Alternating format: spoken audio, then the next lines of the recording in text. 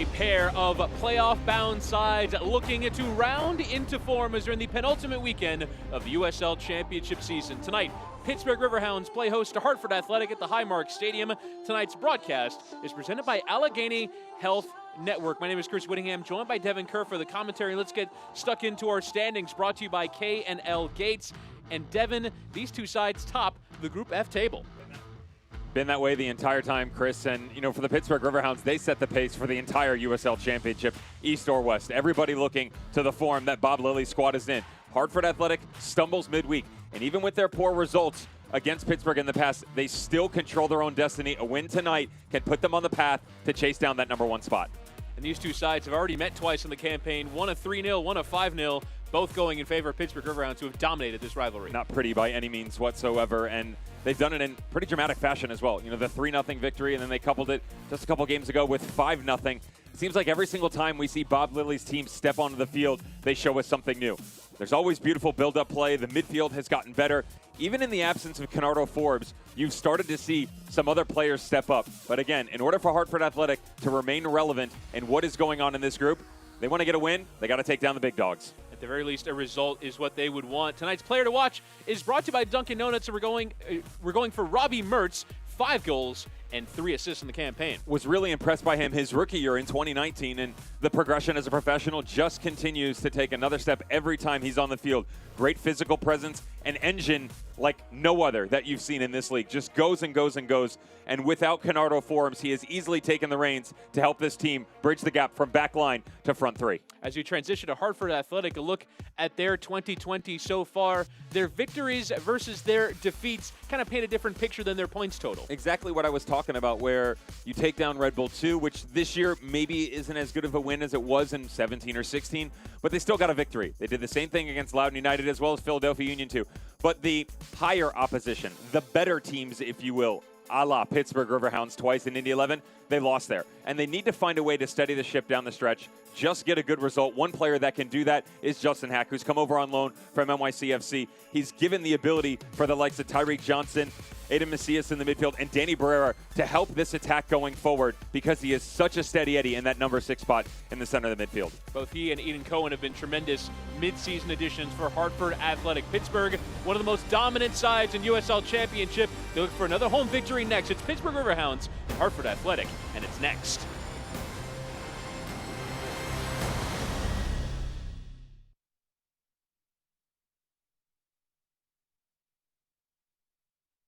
Riverhounds fans, while you can't visit us at Highmark Stadium, you can still find all of your Riverhounds SC gear by visiting our online store. Just go to riverhounds.com and click on Shop at the top of the page to begin. This week, you can take $5 off our Pro Team training jersey. This Adidas custom jersey is available in adult and youth sizes. Visit riverhounds.com and click on Shop today.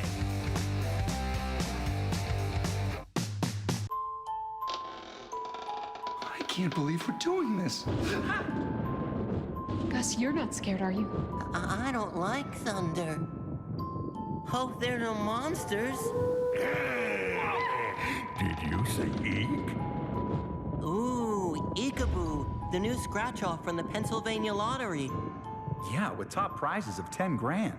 That's a monster of a prize. Keep on scratching. How do you make safe safer?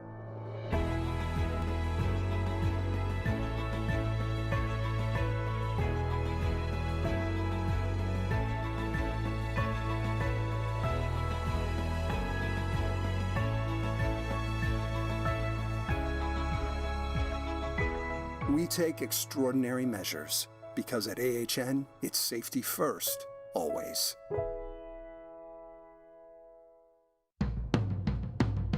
His is the oldest registered distillery in the United States. From a place where the water is cool, clean, and iron-free. Perfect for making Tennessee whiskey. Charcoal mellowed drop by drop for smooth sipping. Which is not the easy way.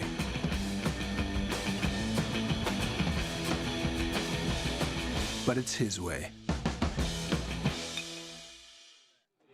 Pittsburgh Riverhounds and Hartford Athletic being led out onto the pitch at Highmark Stadium. Our matchday referee is Joshua Encarnacion, and he will be in charge of this one. Let's get into our starting 11, brought to you by Boutte and Bevington Nichols. First for Hartford Athletic, it is 5 changes from their midweek match against Philadelphia Union 2. Roddy Jaidi has gone, at least on the lineup card and what they've turned into, a 4-back again. Don't be surprised if this starts to move, where Edon Cohen slides up onto the right side. He'll push Danny Barrera into the midfield in front of Justin Hack like we talked about. And, of course, the other back three will just start to shift over. That's what we've seen from them all season, and it would be pretty interesting if they decided to change it with just a few games remaining. Pittsburgh Riverhounds and Bob Lilly, there is only one change. It comes in the form of Steven Dos Santos, which gives them a bit more of a presence in that midfield. He can drop down in, play as a false 9, try and link up play with Griffin, Mertz, and James just underneath. Dequa goes to the bench. Everybody else in this back 5, again, 5 shutouts running coming into this match. Remarkable defensive record, just the 8 goals allowed on the campaign. The other name to note on the bench is Kenardo Forbes, one of their top players with 7 assists and 10 starts. He is available as a sub, and we'll see if Bob Lilly elects to use him in this one and start getting him some match fitness ahead of the postseason. As we are underway from Highmark Stadium, Hartford Athletic and Pittsburgh Riverhounds in Group F action. For Pittsburgh Riverhounds, it was another victory away at Loudoun United last time out last weekend. Albert Dequa with an 81st minute winner for Pittsburgh in that one. He is on the bench tonight with Steven Dos Santos coming in. For Hartford, it was a 1-1 draw at home in midweek against Philadelphia Union 2. For Hartford, it is a busy run of fixtures with 6 games in 18 days. They're basically playing every 3 days. And now looking to avenge a result here against Pittsburgh Riverhounds, who have thoroughly dominated so far on the campaign. A 5-0 here the last time these two sides met at the Highmark Stadium. Ryan James, of his own volition, has 4 goals in 2 games against Hartford Athletic. Come here to the right-hand side, as you mentioned, Devin, does look a bit more like a back 3 with Edon Cohen playing at right wing back. Sam Strong, Kevin Politz, and Mateus Silva make up that back 3. Here is Silva on the ball, now going to send it on down the line, but rather easily cut out there, at least initially, by Skylar Thomas. It's in behind. Rather easily dealt with there by Daniel Vitiello. Makes another starting goal for Pittsburgh. He's got 5 clean sheets in his first 6 starts in the championship. Let's get into our keys to the game tonight, and they are brought to you by Heineken.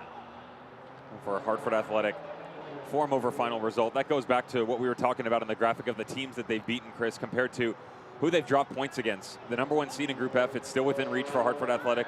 But more importantly, they need to prove themselves that they belong with some of this superior opposition. The games versus Pittsburgh twice, Indy 11, they didn't go as planned.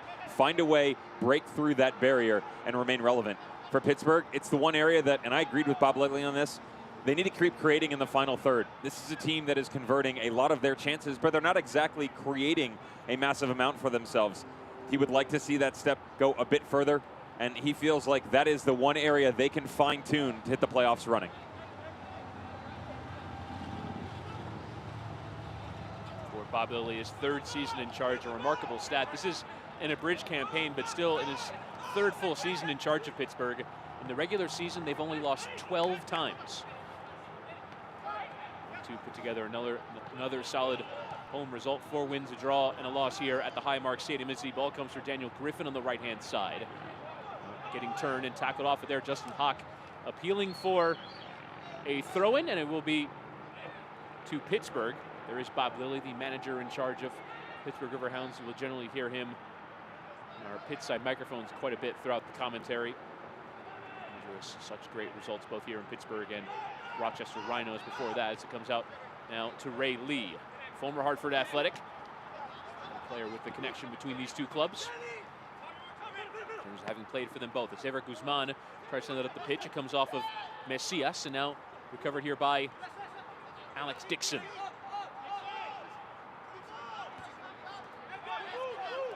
For looking to maintain possession here, and only seeing Hartford deliberately play out. Let's bring our injury report, brought to you by K&L Gates. It's available for both of these sides. Sam Strong on it. For Pittsburgh, it is just Jaleel Asani, who is unavailable. You see the 3, Harry Schwartz and Max Steves, among those unavailable for Hartford. This is our injury report, brought to you by K&L Gates, as Skylar Thomas plays it out to the right-hand side, going over Jordan Dover, and referee with a strong whistle there, Joshua Encarnacion, just to make sure doesn't get too carried away there from Mateo Silva. It's actually Steven Dos Santos who went down under the weight of the challenge there. Player who's recovering from injury, has been on the mend, getting minutes. The last few weeks have gone on. Made a substitute appearance against Loudoun, lasted 30 minutes. Now trusted by Pablo to get the full start here. It's cheaply given away there by Van Keizio, but Lee smartly onto the second ball to just poke it up the pitch, and Silva bring it back forward. Exchanging long balls there as Skylar Thomas sends it up towards Mensah. Papa Mensah didn't quite get there, and Hartford able to deal at the back. Chris, just watch the energy level from Hartford Athletic in opening 10-15 minutes. That's something they got wrong in the previous two matches, both times going down 2-0 inside of 25 minutes. It's never a mountain you want to climb in a game in general, yet alone against a pretty highly rated Pittsburgh Riverhounds team. Probably has assembled a quality squad, and you can't gift away opportunities, and they really sat back in those matches, let the game really be dictated by Pittsburgh Riverhounds, and in fact it's got to be the opposite. Again, you want to set the tone here, go out quick pace, high press, and go after the Riverhounds a little bit. Of course, maintaining your shape, always the most important thing when you are playing Bob Lilly's team, because they interchange with the best of them. Ryan James. Now back to Bill Mensah as another coming together on the far side. Will be a free kick as Dover goes down. Encarnacion listening a couple of infractions here against Hartford in the early go. Skylar Thomas. Last year he's playing in his native Canada with Valor FC, the Canadian Premier League club in Winnipeg. And the regular in this back three. Needs some changing. Adewole and the Greenspan departing after 2019. Van Keizio played in every minute of this campaign, part of that back three.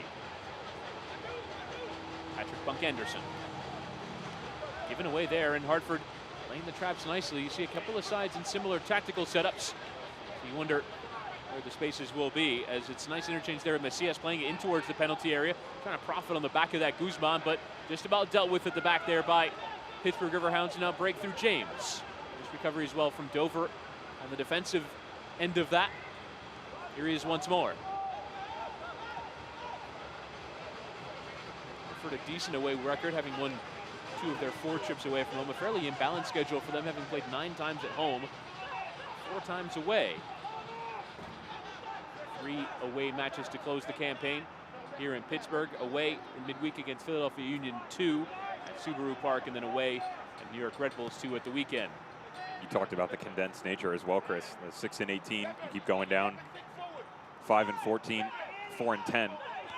Really difficult in terms of load management for Rade Jaide to handle all of this down the stretch with a squad that is nowhere near as deep as the Pittsburgh Riverhounds. And you know, the good news for them is you turn the page, you're not playing a Pittsburgh team every other match. That's where they have been able to pick up points against some of the lesser opposition. They want to prove to themselves they can compete with the best, and that just hasn't exactly gone their way yet. So work there by James in a pocket of space with a lot of Hartford defenders. Thomas will make the overlapping run from right center back. Ray Lee going all the way back to his keeper as he didn't see the available passing option. Vitiello will come out and handle. Was with Nashville SC a year ago. They were in the USL Championship. As we stand right now, Pittsburgh would face second place from Group E. A very tight battle between Indy 11 and St. Louis, but an opportunity here as Mertz is charged forward for Pittsburgh Riverhounds into the area. Here's Mertz, looks like he wants to line up a strike, gets onto his left, tries to pick out the top corner, and his effort sailing high and wide of target there, but really opened up for Robbie Mertz down that right-hand side.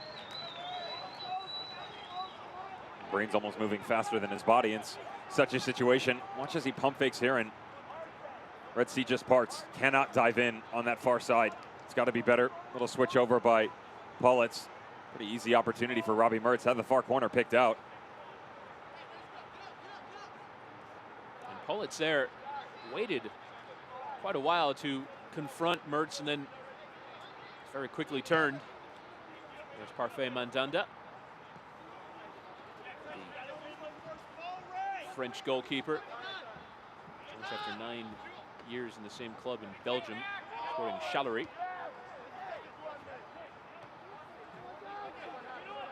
Hawk. Flick on there. Hack, I beg your pardon, as the offside flag was up there against Ever Guzman. Will be a free kick here to Pittsburgh Riverhounds. Thomas, nicely received, back to go there. Dos Santos trying to get out of his feet to find Ropapa Mensah, but not enough pace on the ball. Here's Lee. Played it right into Eden Cohen there. Second ball one. Nice overlapping run behind here from Dover. Well picked out by Mertz. Actually came off of Dover last, and the nice sliding effort in there from Tyreek Johnson. Look at Adi Jaidi, the Tunisian international, now in charge of Hartford Athletic. Pretty storied career at professional level, of course, coming over from Southampton, the U23 squad. An opportunity for him to take the reins on his own, and it's been really interesting listening to how he feels in the games that they have lost against the Indies and the Pittsburgh, how he feels his team has performed overall. He probably gives them a bit more credit than other people have, and you can understand that. Of course, you want to take care of your squad, especially in the media, and he feels like really they haven't been blown out, in his opinion, of those matches. He actually feels like they have been the ones to kind of put themselves in bad situations, that the mistakes were all theirs, and that it wasn't necessarily Pittsburgh Riverhounds taking over the game. It wasn't Tyler Pasher, in a 4-1 victory. I would probably maybe turn my head a little bit at that, but I do understand, especially in the Indy game, it wasn't necessarily a 4-1 match, but still, there is something in terms of character and the belief that when you go up against a team twice, Chris, you get smacked for 8 goals, you haven't put one in the back of the net, you got to do something right to get back on track here. It certainly offers some different options, and one of them is bringing a couple new players, which, although Hack and Cohen were involved in that last match, certainly an opportunity for them to further grow into the side. Hack on loan from NYCFC. Eden Cohen playing right wing back tonight, joining from Hapoel Tel Aviv in the Israeli Premier League. And he's just won the ball there, off of Rayleigh. Nice turn there from Barreda in the middle.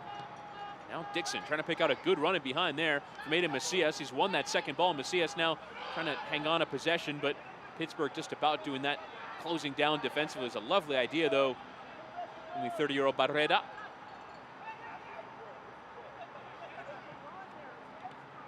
Now Mensah. Play it towards Dos Santos. Strong sliding challenge in there from Mateo Silva. And the flag came up on the far side to signal a free kick, and the challenge in from Silva has drawn yet another whistle to the lips of matchday referee Joshua Encarnacion. Some quality build-up from Hartford Athletic, though, and that's, for me, where they need to improve the most, is their quick decision-making. You can see that when they start to put their thoughts together, they're more than capable of stringing together some quality play. Just the rapidity of it has to be at another level when you're taking on the Pittsburgh Riverhounds, because notice the one little slip-up and they swarm. There's so many defenders that are always around the ball that even if you get a tight window, they close down in such rapid succession. It will be Mertz who will deliver the free kick from the far side, and referee now having a talking to with the Brazilian center back Mateo Silva of Sao Paulo. And with 5 lined up at the edge of the 18-yard box, what can Pittsburgh do at this opportunity? There is the short option there. Looks like Dover has stood on the far side. Mertz will whip it in towards that near post. Nice header away there from that penalty area, and it will be a throw in to Lee, which will take quickly into James. Ryan James on the turn. Tackled off it, but second ball recovered. Pittsburgh doing a great job early go here, winning those second balls. Mertz plays it back. Skylar Thomas. In a turn and all the way back to his keeper. Using the artificial surface to his advantage, just with that pace allowing it to run. Thomas. Signs there to find Mensah. Now lofted behind and towards Daniel Griffin, but the header will track there from Politz. In towards Dos Santos. Nice flick into the path of Mensah, but the ball just ran a bit too hastily for him. Couldn't quite get onto it there, but see the lovely idea there from Steven Dos Santos.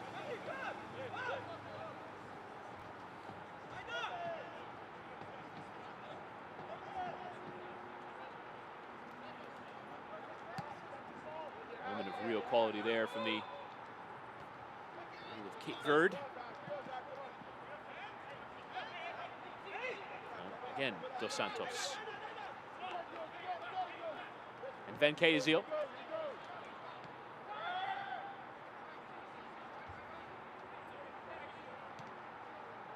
Hartford trying to get numbers up the pitch here to some pressure on the back three, but just one number short. Bunk Anderson can carry forward. And trying to poke it on, but Hartford in those passing lanes quite a bit. Aiden Macias among those. Been there quite a bit, the native of London. Jai would certainly have picked out on the under-23 circuit, managing the Southampton U23s. Strong coming together there as Silva puts his chest into Robbie Mertz. Wait for a throw-in. Macias, product of the Queen's Park Rangers under-23 setup. Another London club, QPR. Thomas.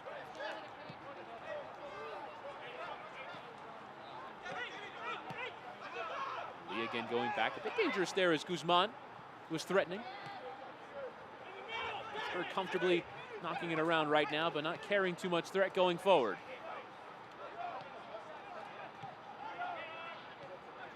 These are the kind of positions that midfielders will need to find some forward passes. James and Mertz. Picked out here for Lee. Again, trying to play it in behind, but they're in the way. Goes Aiden Cohen. Long get behind there from Bunk Anderson in towards Papa Mensah. I'm going to try to put Sam Strong under some pressure. He boots it clear, not for a throw-in into the stand.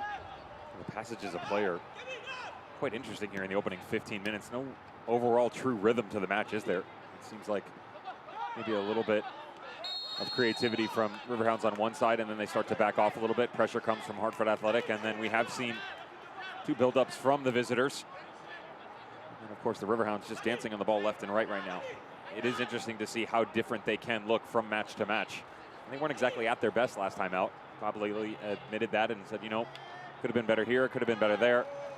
Of course, how can you bet against them at the level that they have performed in 2020? Be a free kick here for Robbie Mertz to take from the left-hand side after Mensah's shirt was pulled to the back post. Chance on here as it comes all the way across. Now Lee trying to profit on the back end of it, lofting it through the penalty area and headed away. Eventually dealt with there by Hartford, but it was not the most convincing set-piece defending. Now Mensah nearly there to profit off a second ball as Tyreek Johnson did the job for Hartford. Now quickly down the other end, Barrera trying to take down here from that long ball, and his touch just letting him down. Some real numbers on the back post there. Pittsburgh Riverhounds, none unable to really take advantage. It was a heck of an opportunity for Skylar Thomas, just fell right in his lap and seemingly is able to get a tiny touch to bring it back across the box, but you wonder, how does he not get it on frame? And through traffic and everything, and still manages a tiny little deflection. Hack was caught there by Dover. It'll be a free kick.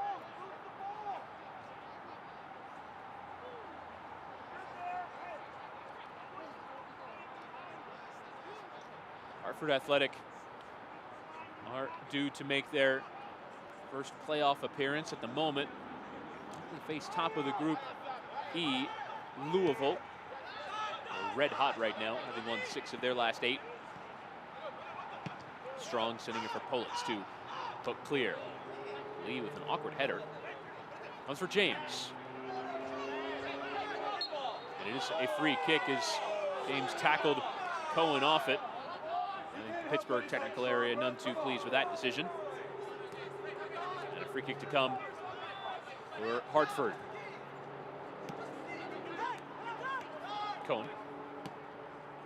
Hack trying to play in behind. Nice idea there to find Dixon. His first time cross comes off the defender, but then Dixon once more.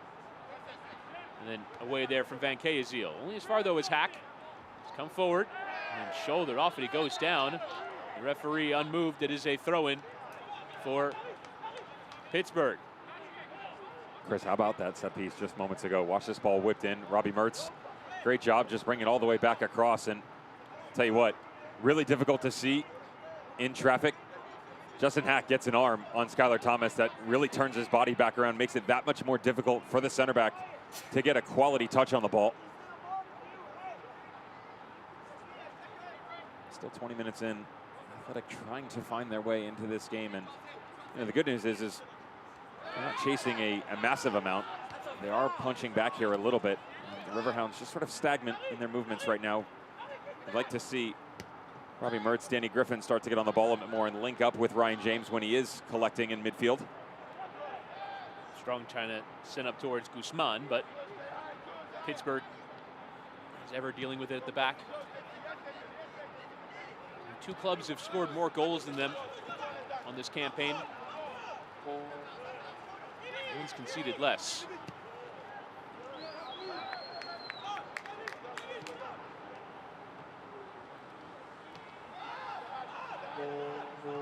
Reno and Phoenix, the two sides that scored only just the one goal more. 37 scored and 8 allowed is just a remarkable return for Bob Lilly's Pittsburgh Riverhounds, as free kick awarded on the far side. Pretty sure he'll take that all day. Again,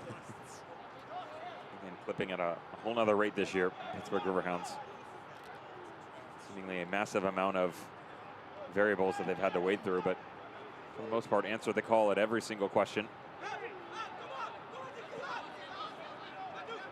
Bunk Anderson.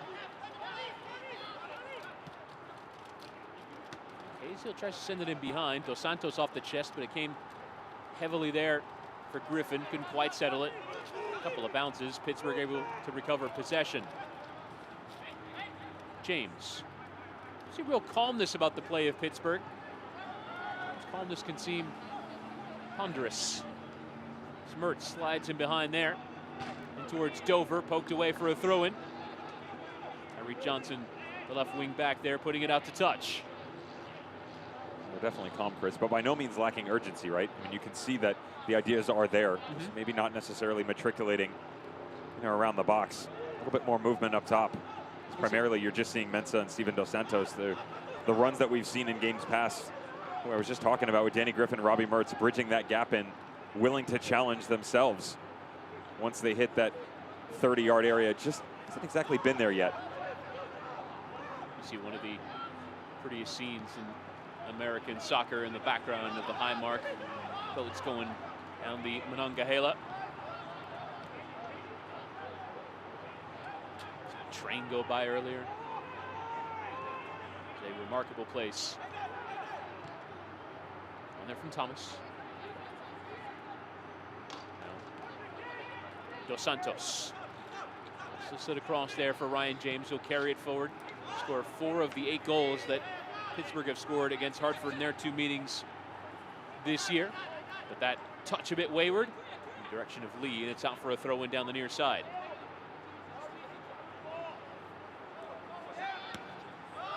Strong hooking clear. Center back who scored his 2nd goal of 2020 in that midweek draw at home against Philadelphia Union 2. Won a header, and there's that concussion protector around his forehead, and the headband came off as he put it in the back of the net. Lee was just distracted there by the whistle from the referee. It's part of his new celebration procedure that he's worked into his repertoire. Not very many have the luxury of that, right? Throw Peter Cech's name in that. Certainly not many outfield players. You do see the odd goalkeeper, but outfield player is not very common. It takes a deflection off of Barrera, last out for a throw-in. Only Solomon Asante has more USL Championship assists than Barrera. He is level with Bernardo Forbes of Pittsburgh. A couple of great creators on display should Forbes come onto the pitch tonight.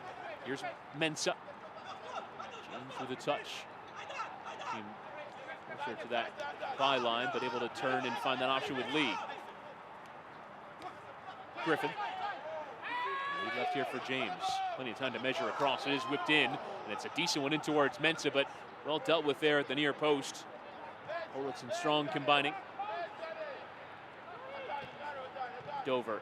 See the first time idea there from Griffin, but Dover can pick it up. Goes outside of the boot and tries to pick out that far post, and it wasn't a bad idea. Mandanda felt like he had it covered. It's an area that the Riverhounds can always catch you second guessing yourself, because even though Robbie Mertz doesn't receive this ball, he drags an extra runner with him. Notice, you see the standing foot of Adam Macias just tracking to his left there. All the space on the inside. Quick little cut in for Jordan Dover. You always have to have your head on a swivel when you're playing this team, because as we mentioned, the rotation is of the highest regards.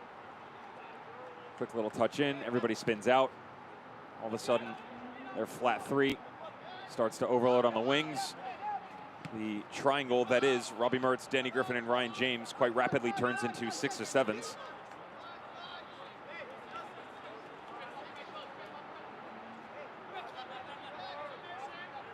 Throwing to come for Hartford. Strong will leave it for Cohen.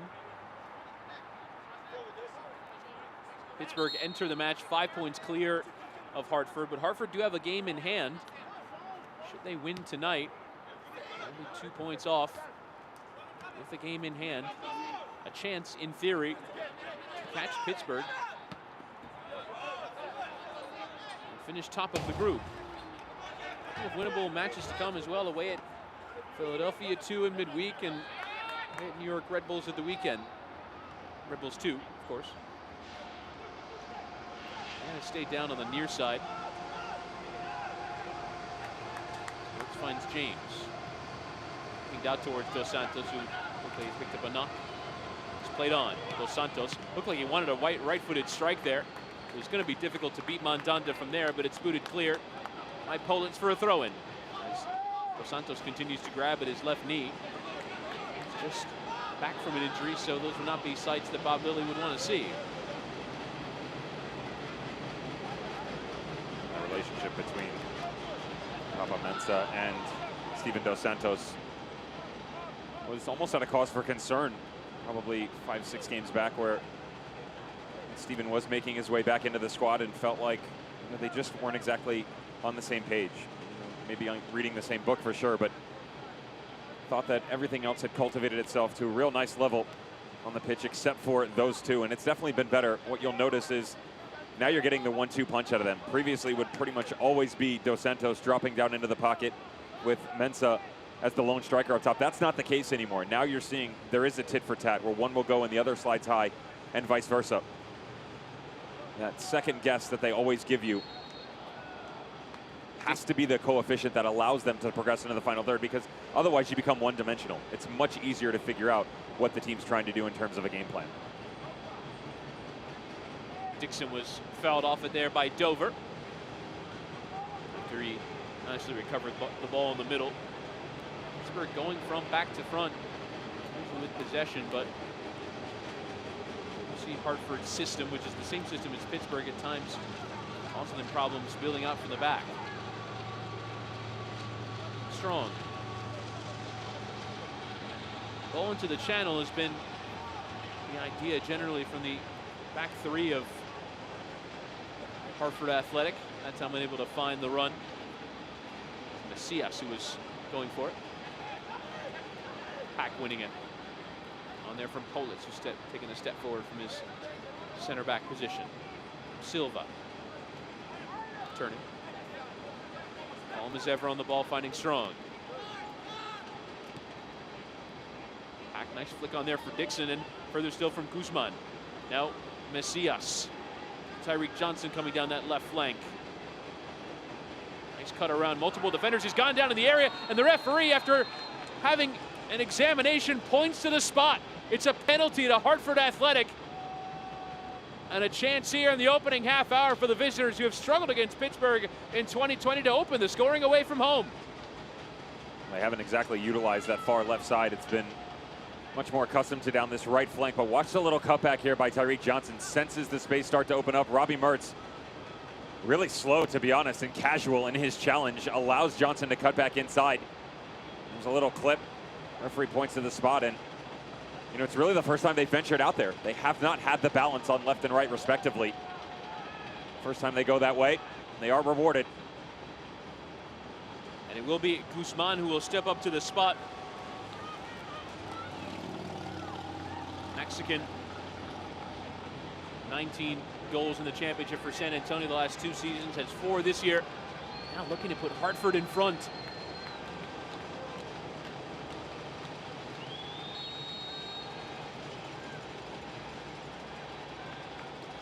And here is Guzman, it's saved! Vitiello preserving a clean sheet with a tremendous dive to his left. Sticking the leg out, Guzman went down the middle and denied by the Pittsburgh keeper.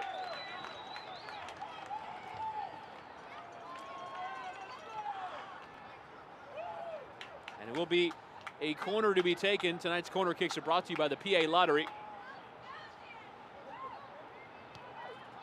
And it is whipped into the near post. Dealt with initially, trying to send it through there. Cohen has poked it out wide for Dixon. Sent fizzing through towards that back post, and a sliding effort in there as well. Guzman trying to make amends for his earlier error, couldn't quite get a touch to it, and it will be a corner as did take a nick off a Pittsburgh player on the way through. Couple of chances now for Hartford. They're in the ascendancy, but definitely feel like they spurned the chance from the spot.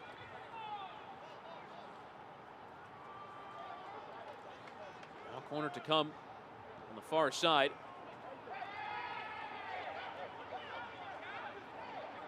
It'll be Cohen who will step over it. Now tussles here. Mateus Silva not quite having it.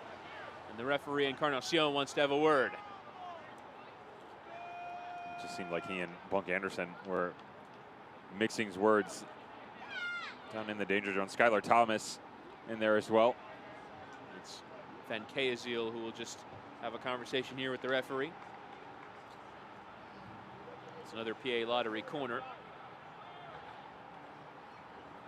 As the option short is Aiden Cohen. We'll whip this one into the area, in towards that near post. Easily cut out there by James. And further away there from Griffin. Again to the left-hand side, just lofted in. Takes a deflection on the way through. It's a free kick. There's some physical contact there. Bunk Anderson felt like he was being pulled. It'll be a free kick to Pittsburgh on the other side of the hydration break, and a major incident now to talk through here, Devin, was the penalty awarded to Hartford Athletic, which Vitiello has saved. He's pretty far off his line, I'll tell you what. I mean, understanding that obviously there's no VAR, but still a good save nonetheless to get his momentum and be able to get down to the ground, come back across his body. Watch Alex Dixon send this right back across the danger area, catches the deflection off Mensah. That's almost tucking itself inside that far post, and there is a late run from Hartford Athletic. Some quality opportunities and definitely a momentum changer for Hartford just before this break. When you go down the middle on the penalty take, there is danger in it going wrong. Would you class that a bad penalty or just one that Vitiello gets right? I'm always of the belief that if you are going to go down the middle, you have to bring elevation onto it, for me. Because if a goalkeeper's momentum is going one way, it's a lot easier for him to stop and stay low as opposed to come back across his body. If Vitiello's leaning, he can't stick, for the most part, his right arm centrally located in the goalkeeper. David Beckham, actually, if you go back to late 90s, early 2000s, for country, he would always go almost right down the middle, exclusively. But he would hit it with so much power, and it was probably 6 yards off the deck. If that's right down the middle and it's on the ground, it's a lot easier for the goalkeeper to save it. And that's exactly what Guzman's effort went for there, and that is a major talking point now. A penalty save, and Vitiello has got 5 clean sheets in 6 starts. Let's go and take a look at the playoff bracket as things stand right now. Pittsburgh face Indy 11 in round 1. It'll be an interesting one. Indy 11 hasn't exactly been top-notch recently. Of course, they have the weekend off. They'll go again soon, and coming off of that draw, up 2 men with First it was up 1 man with 30 minutes to go, then up 2 with 15 minutes to go against St. Louis FC. Couldn't get a result. Louisville City, on the other hand, it's very much like Pittsburgh. Both of these squads are in a wash, rinse, repeat type mode right now, staying in quality form. Hartford Athletic would have to go on the road, and of course the winner of that game would face each other. Both Louisville City and the Riverhounds right now, for me, are the favorites, not just in the Eastern Conference and not just in their groups, but in the entire USL Championship. There's still a lot to play, and that does come down to what we were chatting about before for Hartford Athletic. That, think about this, we're 35 minutes in both of their previous 2 games, they were already down 2-0. So they've done something much better this time around. Yes, you've had the penalty saved, but you've provided yourself a couple quality opportunities. That gives you a belief to build upon, and that's the most important for this team moving forward. If you can get an opportunity to pick a goal, absolutely. Who wouldn't want the #1 seed? But most importantly, you have to make sure that you can compete with the best, and right now, they're holding on. It's sent long from the free kick following the hydration break.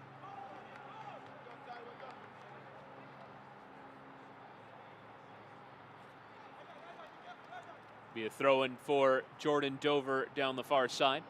And these two sides still have to play Philadelphia Union 2. Hartford will do so in midweek, Pittsburgh at the weekend.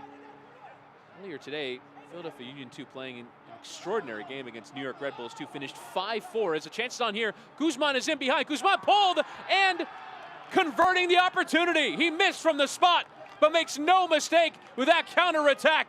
Ever Guzman's 5th, and Hartford Athletic, who've struggled so much against Pittsburgh in 2020, are in front away from home. It's a massive mistake coming on the back line as well, and yes, there's space to be had, but the touch by Patrick Bunk Anderson is exactly what gets him in trouble here. Got to be better communication, give him an idea of his surroundings and where they want him to go with this.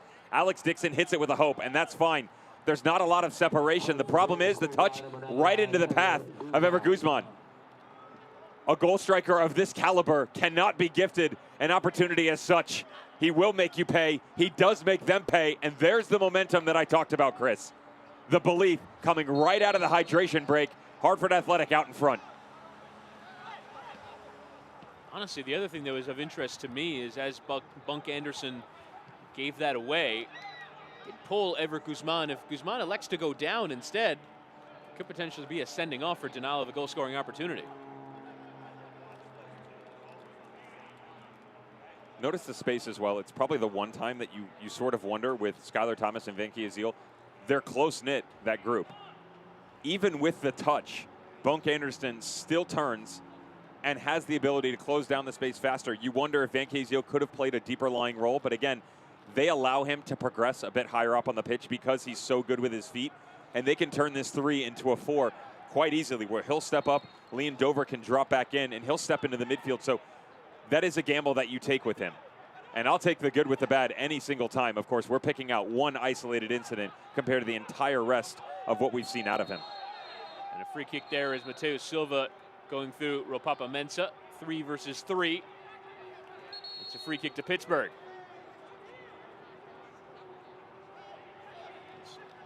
Silva was just shoved in the back there by his teammate Kevin Politz. Not sure he's too pleased with that.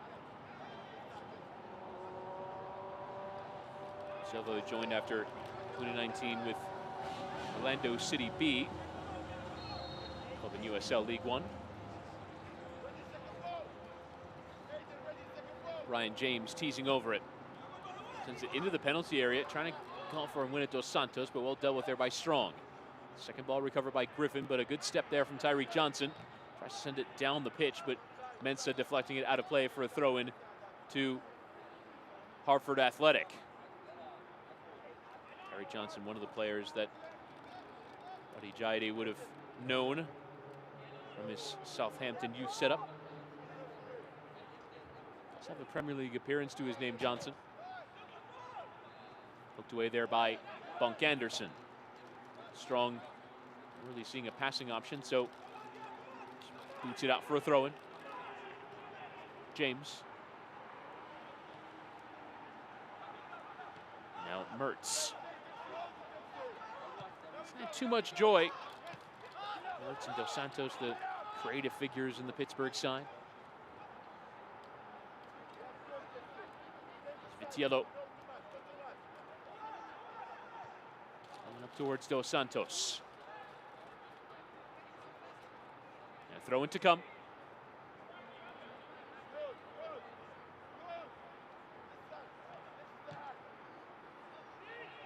Dos Santos letting it run, but Mensah couldn't quite benefit. So another loose touch there from a Pittsburgh center back, nearly allowed an opportunity there for Alex Dixon. Pittsburgh about getting away with it. Now Lee, first time. With a slice there. Clear by Strong. James. Notice how closed off the interior is right now. Very difficult for Riverhounds to go down Route 1. Ryan James trying to find a way to connect with the other two boys, but almost every single time they're having to push it to the outside. The wing play won't hurt them for sure. See the idea there from Mertz to try and play it up towards Dos Santos.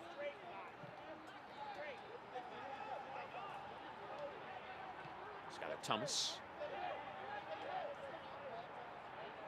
Nice touch there from Mertz and around a defender Hack.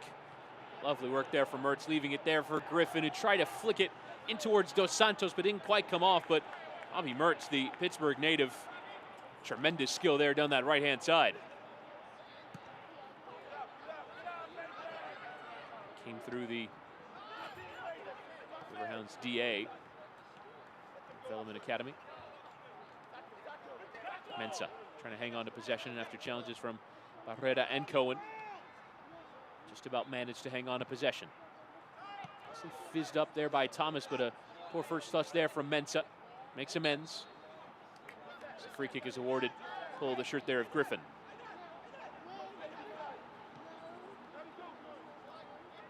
Van Kayazil.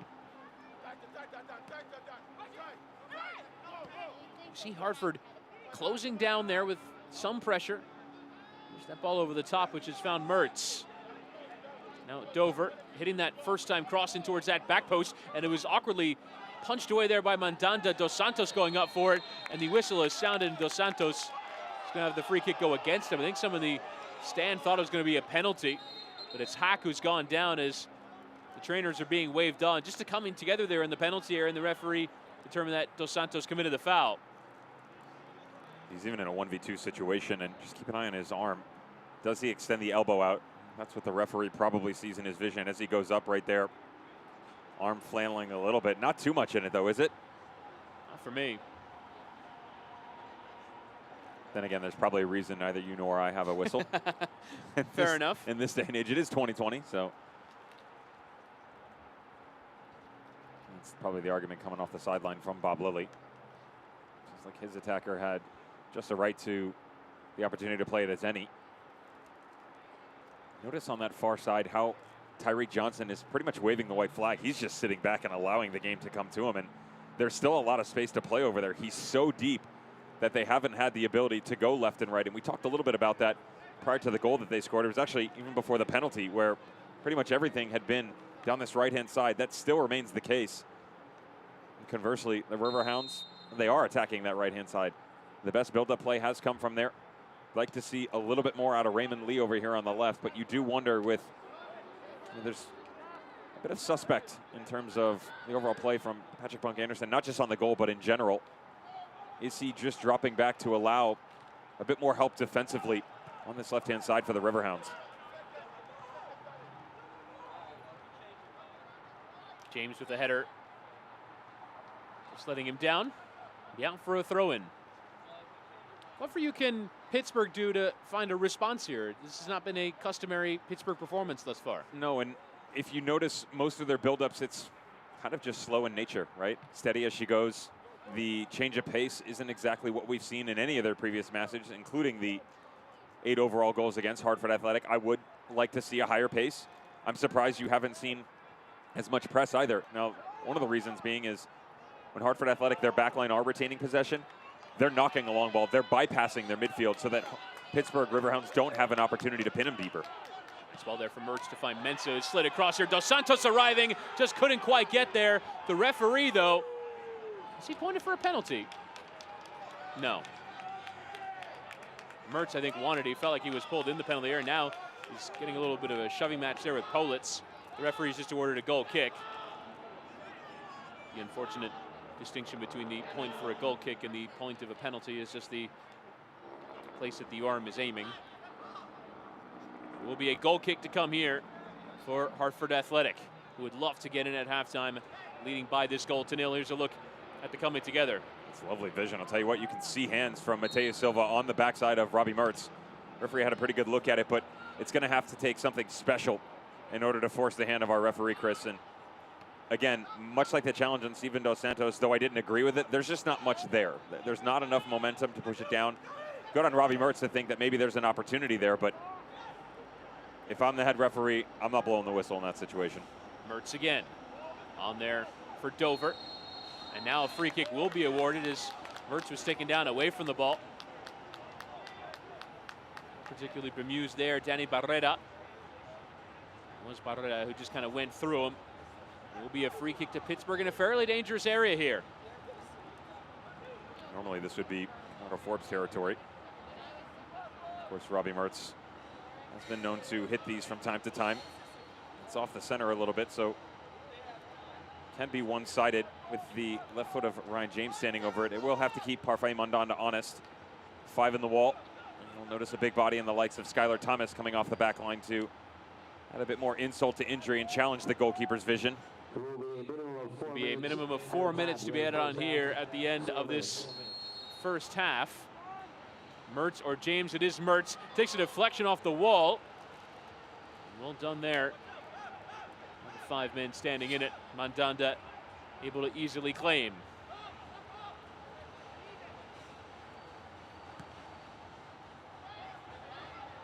Put it away there by Mandanda. Pullets trying to keep the pressure on by heading it forward. Done with there by Dover. Again, Mertz this time too many in the way ahead of Dos Santos. Silva just kind of hooks it forward there. Strong. Just a bit too strong in the direction of Cohen and come out for a throw into Pittsburgh. As I mentioned earlier, the other game in the group today, Red Bulls 2-5, Philadelphia Union 2-4. Incredible game that ended with Joseph Fala getting the goal on 86 minutes to make it 5-3. A penalty converted by Luis Flores for Philadelphia Union 2, and their comeback effort just falling short, but still remarkable. 5-4. Throw in to come down the near side.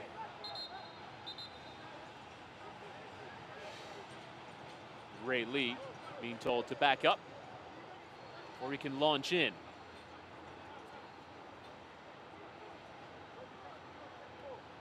Hack. Dos Santos able to find Dover on the right-hand side. Looks like he want to get this counter going, but didn't quite find the easy pass. He's managed to find Griffin. Daniel Griffin slid into the right-hand side. Mertz away from the defender Johnson. One of the area here for Ropapa Mensah. The beating of Silva there towards the byline. Mensah, and he picks someone outside, and challenge in there from Silva is well won there. Had to be clean and inch perfect, and the Brazilian got it spot on. It'll be a corner to come for Pittsburgh Riverhounds. The individual technician that is Mensah is going to have to continue to start to progress his way when he gets down and around the 18, where with Hartford Athletics seceding possession, trying to knock these long balls out and then dropping in deep, you've got to have an idea of exactly what you want to do when you are given the opportunities. It goes back to a quote that I'll remember from Pep Guardiola, the famed manager of now Manchester City. Thierry Henry was talking about him, and he said that Pep would always say to us, my job is to take you from net on one end to 30, 40 yards from goal on the other. And then I want you to explore your artistry. And that's sort of what you're seeing from the Riverhounds right now. As they push higher, they've got to be better. Second corner whipped in. James was tracking it, but strongly away there from Politz. Second ball to be whipped in. Part of the penalty area again.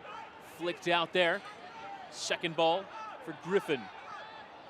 Now Ray Lee to just send a ball along, and Mandanda has it tracked. He didn't quite claim it.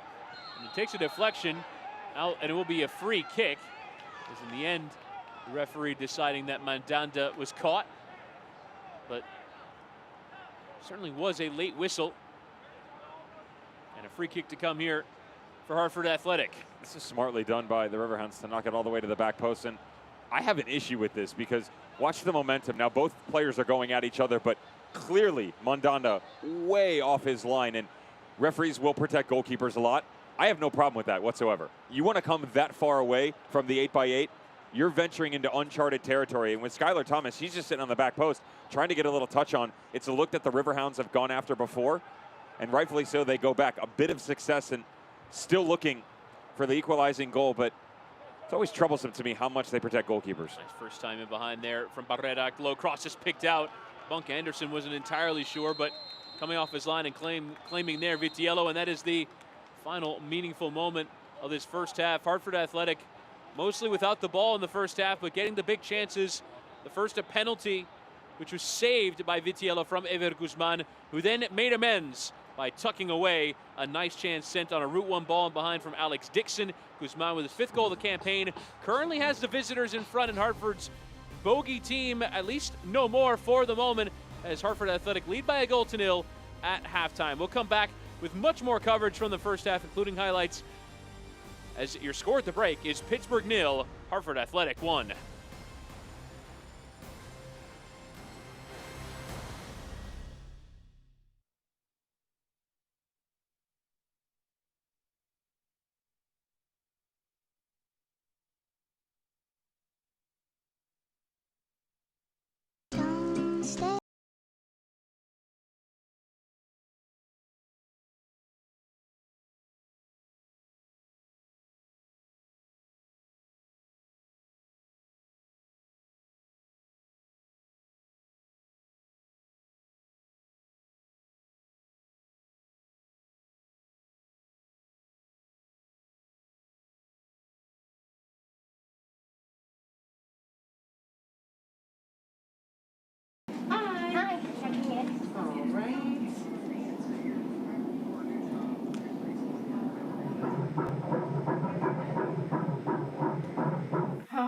Oh, that's cute. That's so cute.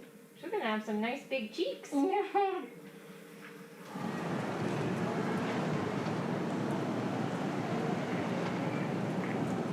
Healthy is happening right now at AHN. Call 412 Doctors to schedule an appointment. I can't believe we're doing this. Gus, you're not scared, are you? I don't like thunder. Hope they're no monsters. Did you say eek? Ooh, Eekaboo, the new scratch-off from the Pennsylvania lottery. Yeah, with top prizes of 10 grand. That's a monster of a prize. Keep on scratching. Riverhounds fans, while you can't visit us at Highmark Stadium, you can still find all of your Riverhounds SC gear by visiting our online store. Just go to riverhounds.com and click on Shop at the top of the page to begin. This week, you can take $5 off our Pro Team training jersey. This Adidas custom jersey is available in adult and youth sizes. Visit riverhounds.com and click on Shop today.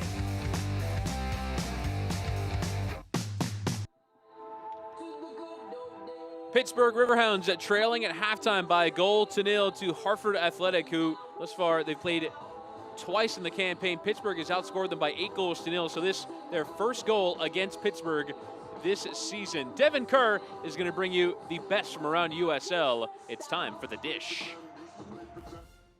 Here we go, the dish. Kitchen's open. Took 50 minutes to get it going for St. Louis FC, but on the road, Russell Cicerone, 1-0. Everything in Group E really heating up down the stretch, but here's the problem. Yellow for Sam Fink, a second one in the 61st. They spend the final 29 minutes at 10 men. And then the 11 start to battle back. He's only scored twice this season. He's done it both at home. He's done it both times against St. Louis FC. Neville Hackshaw equalizes. Todd Wharton, red card. 9 men for the final 15 minutes of the game. They salvage a point. Indy 11 off on the weekend. St. Louis FC doing battle against Louisville City. It's not a must-win, but it's pretty darn close. Charlotte Independence chasing down Birmingham Legion. This is one of their games in hand. Hosting Miami FC. Watch this. Eto'o Brute? Oh, did I get that quote wrong? No. It's 8-2, I know, but look at Junior Eto'o. Rocket from distance. Mark Hayes. What a save. Down to the bottom corner. back and to the right instead of back and to the left like this one. Couple chances going either way for each squad. You cannot strike this any truer. Valentin Sabella unloads coming off the secondary ball off the corner. Kiss of death from the woodwork. Mark Pace was fantastic all night long.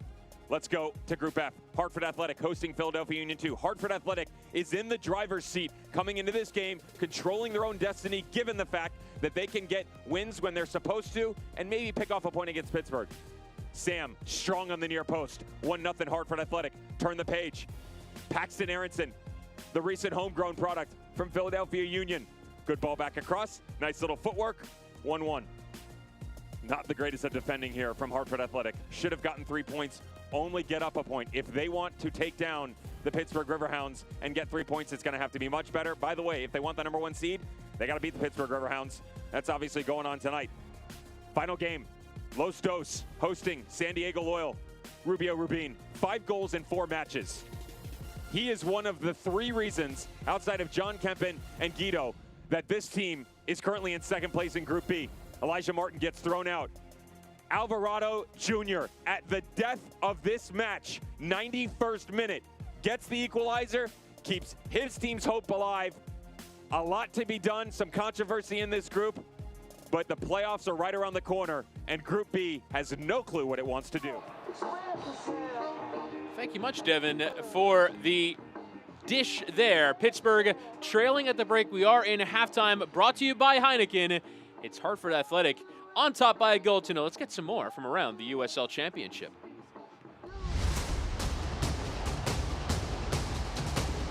What a beauty! It's fantastic! Sensational! Fantastic! Any way you slice it. This one he puts away, fires and scores. What an unbelievable strike. Oh, what a goal! There's the shot, it scores! Attacking, shooting, and scoring!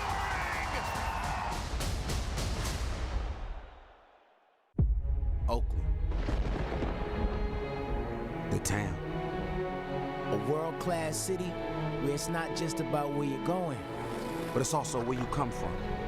See, here, there's always room at the top. Where sky's the limit, but roots help keep you grounded.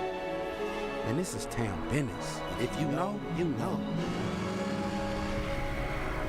Some might say it's rough around the edges, but we all know that the flavors are in the margins. It's a family affair out here. It's all eyes on we. Hold it down for the people holding you up. These things matter to us. It is Let's Go Oakland over and over and over again, where East Oakland and West Oakland meet. Show the town love. And the town will love you back. Oakland, forever.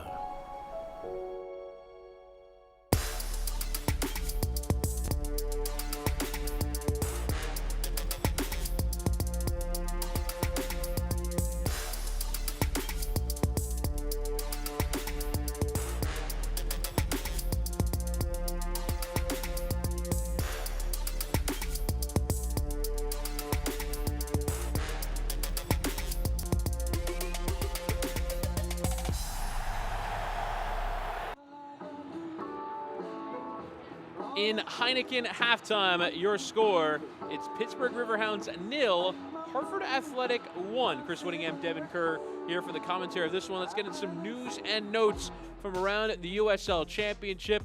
Cameron Lancaster becomes the 10th player in the history of USL with 50 career goals. The Englishman has been a top performer for Louisville City for a few years. That bottom note, Devin, ESPN won the mothership with the USL Championship final on Sunday, November the 1st. Crazy to think how far this league has come in the past couple seasons. So another opportunity for it to take a big step forward.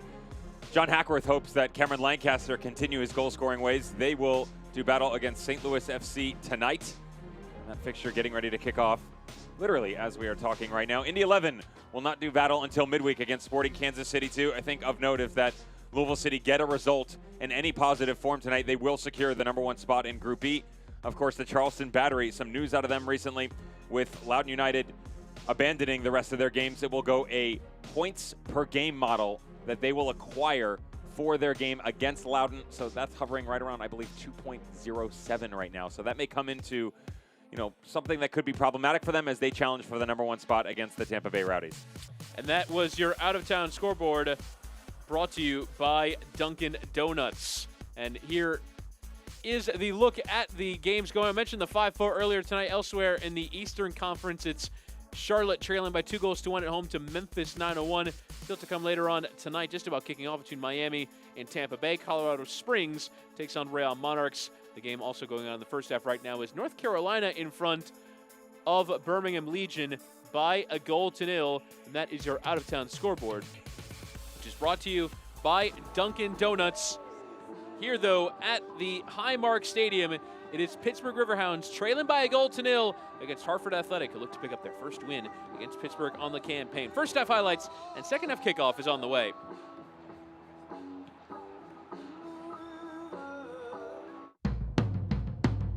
His is the oldest registered distillery in the United States. From a place where the water is cool, clean, and iron-free. Perfect for making Tennessee whiskey. Charcoal mellowed drop by drop for smooth sipping.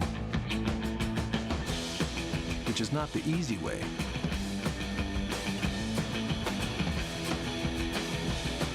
But it's his way.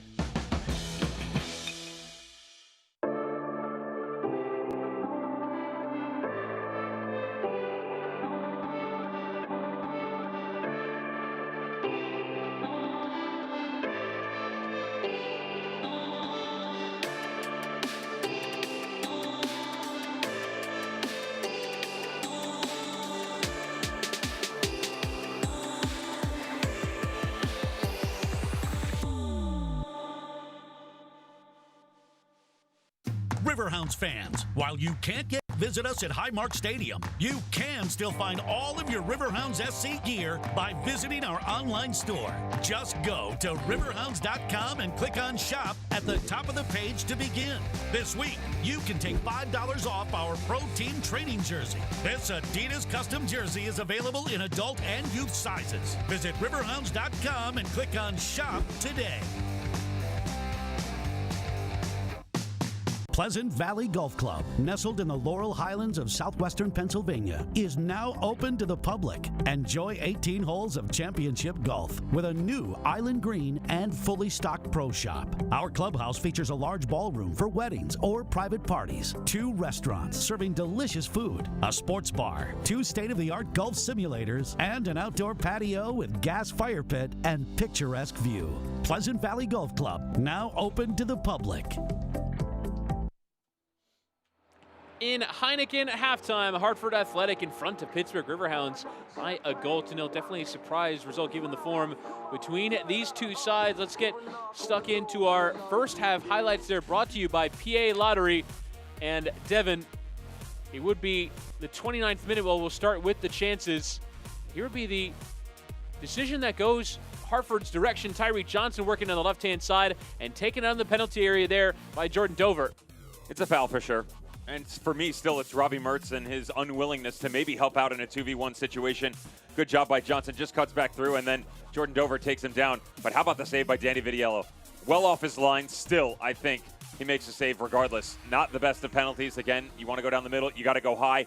But this was an area, Chris, where we saw about 6 to 8 minutes of multiple chances for Hartford Athletic in back-to-back-to-back succession. First the pen, then coming off the corner, Alex Dixon catches a deflection off Mensah, almost tucks itself inside that far post. Yeah, and there was white shirt waiting to profit on the back end of it. And it was Guzman who missed the penalty, but he would make amends for missing that penalty. Hack with a nice flick on here for Dixon, who just spotted that Route 1 ball available in behind. Poor touch there from Bunk Anderson, and Guzman making no mistake. You can't allow this much space in general to open up, yet alone when there's a touch like this. And Bunk Anderson, not a good one by any means. I'm still wondering exactly why Van Kizeel doesn't shift over to help out as well. Almost just calm and collected as he's running central down the midfield for Bob Lillian. There was a yell from the sideline asking the same thing. Possession, fine. This is something where Hartford Athletic have definitely learned from their previous matches where they don't necessarily have to toe the line versus the Pittsburgh Riverhounds. They've sustained a lot of pressure, not in the best of areas, to be honest, but again, Riverhounds aren't really creating in the final third. Bob Lilly said that if they could be better in one spot, it would be in or around the 18. We have not seen that tonight, and rightfully so. Hartford Athletic, given their chances, they've taken the best of them, up 1-0. And those are the first half stats brought to you by K&L Gates. Possession strongly favoring Pittsburgh, but as you mentioned, Devin, it's not really chances created. We haven't seen too many opportunities of real threat, and straight away, it will be a change to try and turn things around. Jordan Dover gave away that penalty, who will exit, and Daniel Rovira will enter, or Daniel Rovira, I should say. He is Colombian. I'm Colombian myself. I should pronounce his name with a little Latin flair. Rovira entering here. The player is in his second season with the club. College of the University of Vermont before arriving. Does have 1 assist on the campaign. Now Pittsburgh will get us started, and they're all black kits with the white and yellow trim. Hartford in their whites tonight. Pittsburgh, who are on top of the group, but theoretically in Hartford's hands. They win tonight and win out, they will finish top of Group F, as unlikely as that might have seemed, particularly after a 5-0 drubbing here at the Highmark Stadium. We are underway here in the second half. Pittsburgh looking to find a response here. It's going down the other end of the pitch. Not able to really cause Hartford too many problems. There from Radley up towards Papa Mensah. This ball's into the center forwards have been well dealt with by Mensah and Dos Santos. Haven't been able to profit too much off of them. Van Kezio letting it bounce and trying to take a touch there. Needed to get that right. Griffin flying past the run of Mensah there as a free kick awarded. Sam Strong going down. Mensah wasn't really too pleased there with the challenge in from the Hartford center back. Referee Encarnacion awarding a free kick.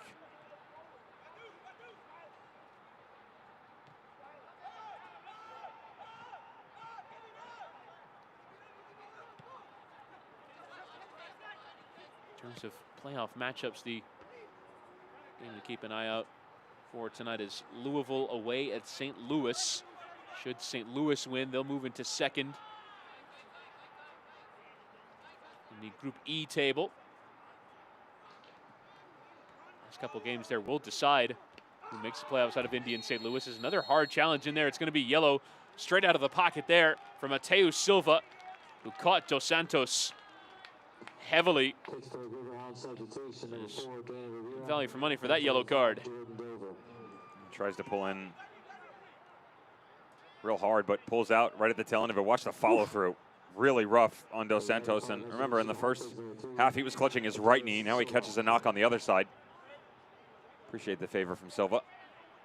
And Silva had also been drawing the attention of the referee on a few occasions.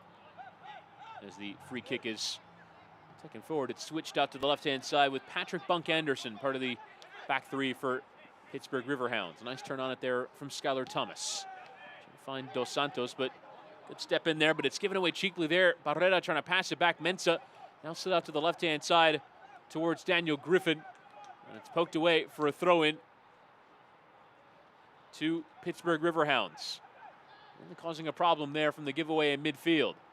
Now Lee going towards that byline. Tackle coming in there from Cohen. Another throw-in. Cohen has appeared in every match since arriving early September. 2 starts and 2 subs. Does eventually find James. Again, cycling possession. Thomas able to get out of his feet to find Van Kezio. Now Bunk Anderson taking a step. For a little venture here. Lee trying to find James, and it's easily read there by Guzman. And Barrera finding a ball there for Sam Strong, who just sends it long up the pitch.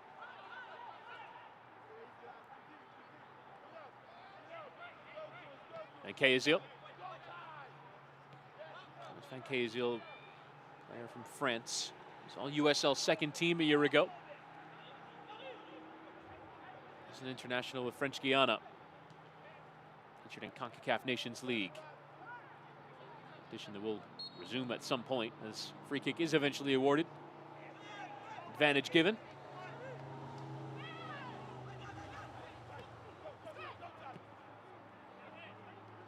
This ball finds Griffin. Definitely left there for James. And now, again, Bunk Anderson coming forward. You see the center backs will occasionally come forward. Now trying to poke into the area towards Dos Santos, trying to let it ride there for Mensah. Poke clear there from Mateo Silva. All you need was the tiniest of touches. As you had Danny Griffin tracking back across, little diag. It is interesting with going back to Adam Macias, who you were talking about moments ago, coming in recently alongside Danny Barrera, Edon Cohen, Justin Hack. Cohen, Barrera, and Hack, when I was talking to you, I said coming in, this is probably their best lineup that they have to offer right now. And it's a different look that you're seeing out of Hartford Athletic, as mentioned. Really just sitting back and challenging the Riverhounds to break them down. Is it the prettiest at times? Absolutely not. Even when you do have a challenge coming off the back line. And here is this challenge in here from Politz. Trying to dispossess Griffin there, and absolutely caught him in quick succession. The back three has 2 yellow cards for Hartford Athletic. Politz and Silva into the book. Now a free kick to come. Mertz stood over it. See the space he'll be trying to aim it into. It is whipped in towards that penalty spot. Headed away there from Hartford Athletic. Strong won it. Now James, first time flick it behind there from Griffin. Dos Santos wanted it. Is Bunk Anderson with a nice header to the left-hand side for Raymond Lee. It's the overlapping run of Griffin arriving. James, left here for Mertz. Lee again. It's around that area where Hartford won a penalty in the first half through Tyreek Johnson. Whipped in towards that penalty area. Mensah had a free header but couldn't quite direct it towards target. It's going to be difficult for him to get it turned and on target, but his effort gone wide.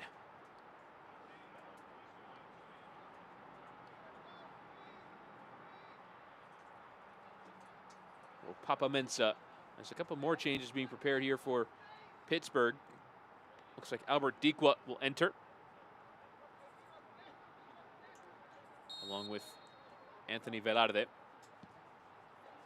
Raymond Lee, Papa Mensah, the players who will make way. So 3 changes in 7 minutes of halftime. Bob Lilly looking for a response he hasn't quite found yet. Bunk Anderson away. Strong has done that on a couple of occasions tonight.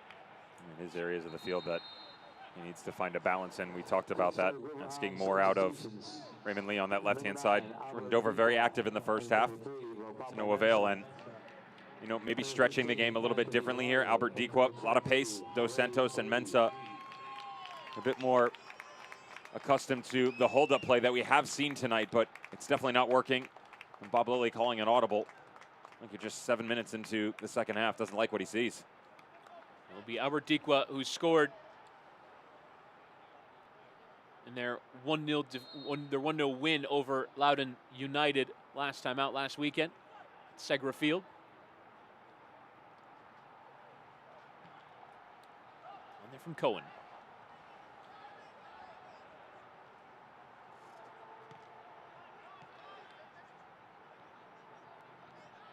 Just one touch passing there from Hartford, but didn't quite come off in the end. It's difficult to play that way against this Pittsburgh side. They close down spaces so quickly. Hack now trying to do just that. Find Cohen, but the deflection leaves it there for Bunk Anderson to send long. Comes off Cohen last, and out for a throw into Pittsburgh down the far side.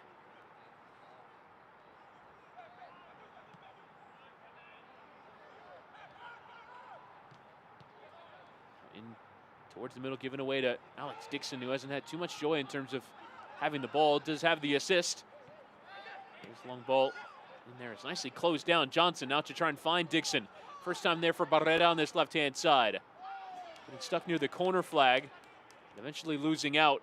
It'll be a goal kick to Pittsburgh.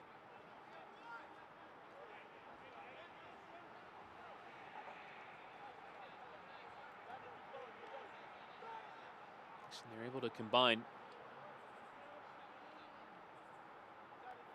Barrera just let it run a bit too much. Thomas sent up towards Dos Santos, trying to flick on here for Dikwa. Get the beating of Strong, who, while facing his own goal, able to strongly get it away for a throw-in.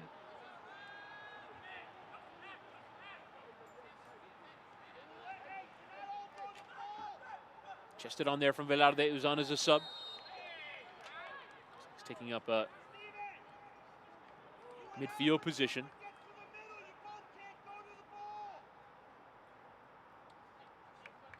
Just like them to turn up the pace a little bit here. Again, that rhythm that we talked about, or lack of it in the first half, spilling over here into the second, Chris, and a lot of pace on the field for the Riverhounds. You find a way to utilize both Danny Rivera and Anthony Velarde. Not only the substitutes, fresh legs, but in pretty implemental positions that just haven't been there for the Riverhounds tonight.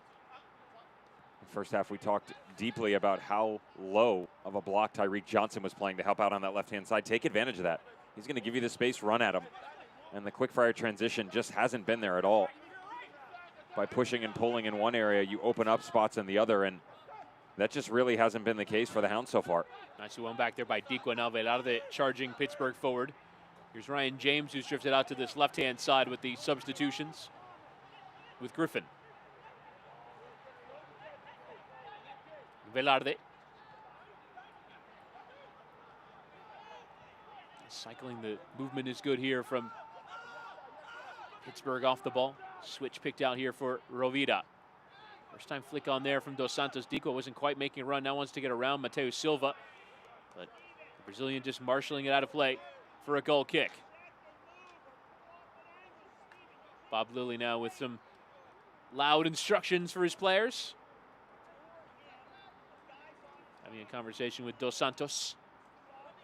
Well, I like the switch as well with Ryan James going over to that far wingback position on the left-hand side.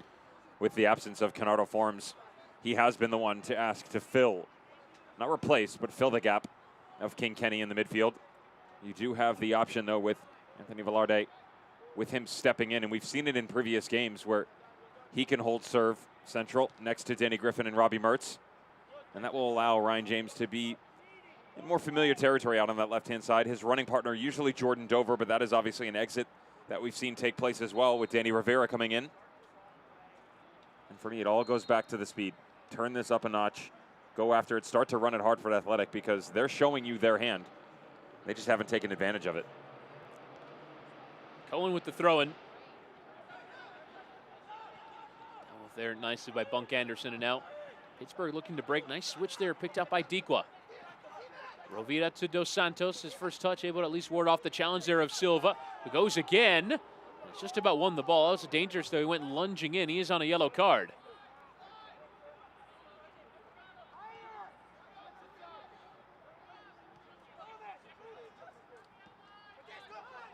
Silva. Outside center back, Sam Strong on the right and Silva on the left. Try to hit those balls into the channel all night long with not a great deal of success. Hartford don't seem particularly bothered with keeping possession, especially now a goal up. Well, pretty much every single time they try and play through the midfield, their space is locked down almost immediately from the Riverhounds. So to be fair, and I totally agree with what you said, if you are going to make a mistake or take a chance, you're doing it, 30, 40 yards from the opposition's net. Better there than Danny Barrera or Justin Hack turning it over in midfield where the Hounds can run right at you. Throw in now as Barrera takes it near the corner flag. James putting the challenges in. Barrera able to at least play it off of Bunk Anderson and out for a corner here to Hartford Athletic.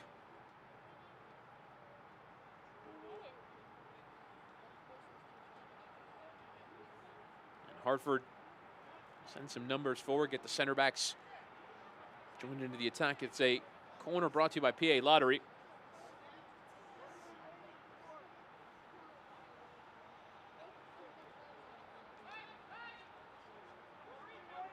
And Barrera will stay there to whip it in. Foregather at the penalty spot is now Barrera sends it in, coming out and catching well there. Vitiello, who tries to get the counter going with a long throw up towards Mertz. Just a bit too heavy though from the right arm of Vitiello. Now Dikwa trying to win it there. He's left it for Dos Santos. Letting it bounce. And find Griffin. Get his head up for Anthony Velarde. Hartford, though, closing down quickly. Silva there to win it back, and ping it off of Griffin, last for a throw-in. And it will be a double change coming here for Hartford Athletic, as Kevin Politz on a yellow card will make way for Alex Lara. And it'll be Aiden Macias who will exit from the midfield area. Arthur Rogers will come on as a sub. Another Englishman in the team, but not quite through the same path as some of the others, like Tyreek Johnson playing at the big clubs in England at youth level. Arthur Rogers wasn't quite latching on to academy, so actually ended up playing in the full England setup in futsal. That's one way to go about it, right? And did eventually move to the United States to play college soccer at the University of Texas, Rio Grande Valley. Now playing with his first professional club. Does have the 1 goal in 12 appearances, Arthur Rogers. You can see him here now getting onto on the left-hand side. From skipping off him last for a throw-in to Pittsburgh on the hour mark. Trailing by a goal to 0. With that departure, you do stop a little bit of bleeding on the back line in terms of cards being dished out, Chris, but I'm still going after Mateus Silva. Notice he's willing to go into these challenges, almost reckless at times.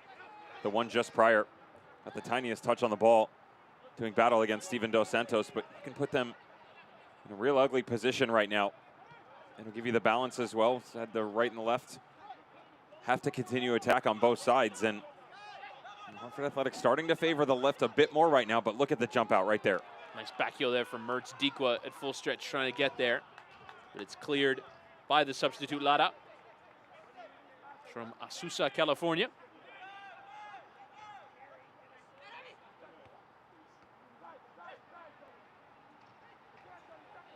Now Griffin trying to flick it there into the path of Dikwa, but it comes out for a throw-in.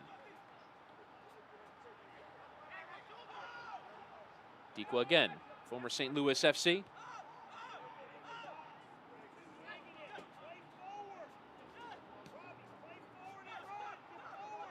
Now Dikwa trying to hit that first-time cross. Bob Lilly telling Robbie Mertz to get forward. Flag staying down as Dikwa again will measure the cross in. This one will land on the roof of the net. Out for a goal kick to Hartford Athletics' Parfait Mandanda. There's good direction coming out of Radi Jaidi as well. I think it's easy for people to think, okay, they're professionals, they know how to do it all. You still need direction at times. You know, the coach and their staff can see things that you cannot, especially when you've got a striker in the likes of Alex Dixon or Ever Guzman that need to step back in and help out a bit more defensively than maybe previous games that they've had to take on. It's a different opposition in the Riverhounds, and just a second ago, Jaidi asking more out of his talisman striker up top. Drop back in, clogs the passing lane. And they live to fight another day. You do wonder at what point in time, though, a Danny Griffin, a Robbie Mertz, one of the midfield three start to step up a bit more here, because the space is there to be had. And the problem is they're just not taking advantage of it. Even when the balls are down in the channels, that trailing run is too slow to develop. You know, the quick little cutback has got to be on, but if you don't have support there, you're not just going to play it in open space and turn it back over. And it will be a change here as Ever Guzman was receiving treatment there, and the goal scorer will exit as Connor McGlynn will enter for him. McGlynn was discovered in open tryouts back in December. Enter as a sub here. It gives you an idea of two things as well. Number one, what they're looking to do defensively is Connor McGlynn just making his way back from a knee injury, and he was not expected to make an appearance tonight. They slowly wanted to work him back in. You saw that against Philadelphia Union too. And you also have your, call it recent now, he's been there for quite a few games, Marcus Nagelstad on the bench, and they're not willing to pull that trigger. So a defensive move for sure. Start to sit probably in a lower block with just inside 30 minutes to go. Possession already favoring Pittsburgh 70-30. As stepping through there, Barrera just caught. It looked like Rovira who was going through that midfield. And another yellow card here shown to a Hartford player. This time it's Barrera who has his name taken by Joshua Encarnacion. And confirmation of the change now. Guzman out and Connor McGlynn has stepped on. You just wonder from this distance if they're willing to go direct and have a strike. Parfait Mandanda has not really been challenged that much. And you do have a very capable set-piece specialist in Robbie Mertz. Again, this is usually Kennardo Forbes, but why not have one at least challenge the netminder? It'll be Mertz to take. On the right side of the area and two right down the middle. It's actually taken short here with Griffin. And sends it further out to the right-hand side with Dikwa, who I think was trying to find the pass short there with Van Keaziel either way. Gave it straight to McGlynn. Now Dixon, after coming out of play, trying to find it. His goalkeeper, Vitiello, way off his line. Puts it high out the pit. Silva will win the initial header, but Dos Santos will now flick it out to this left-hand side. Coming forward here, Velarde. Now turning towards his own goal, trying to play it towards the middle and give it straight there to Arthur Rogers. He now moves into a more central area. Came on as a wing back, and now with McGlynn on, McGlynn will play down the left-hand side.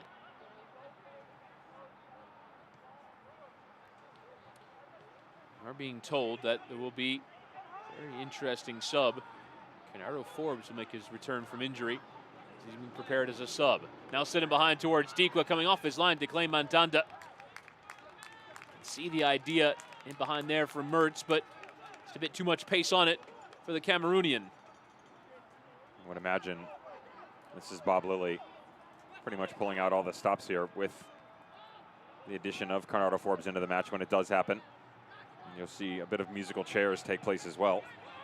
Most likely that would mean Ryan James's night would be done in terms of what he can provide in the attack. Pull that outside back off. You would have to imagine go next to Van Keaziel with Velarde starting to move into a more exterior position. And of course, Kennardo Forbes coming in next to Robbie Mertz. Advantage awarded as it's slid behind here towards Mertz in the area. Mertz now drawing the attention of Silva. Turning left back here for Griffin. James showing on the far side, but it's Bunk Anderson who's come forward. Lofted in towards Mertz, but well over his head. The attack comes for naught. There was an advantage awarded in the middle of that. And now here is Kennardo Forbes. Available for selection after he's recovered from an injury. 7 assists in 10 starts and looking to be a creative engine as he comes on for Bunk Anderson. I imagine Pittsburgh might move into a back four with this change. Kennardo Forbes will enter here. And the last time we did see him was in the opening 10 minutes in the first victory against Hartford Athletic. 3-0 back on August 28th. There was a massive shift in that match as well. They would score just moments later. Of course, the brace by Ryan James proved to be pretty much the major factor in both of these previous two matches. Slid one back there by Forbes in the middle. Dos Santos now trying to pick out Dikwa's running behind.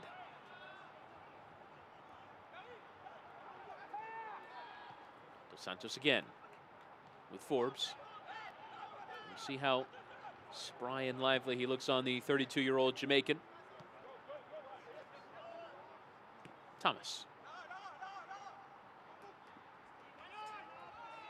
Dos Santos trying to first time flick it on there for Dikwa, but free kick awarded as Hack went through him.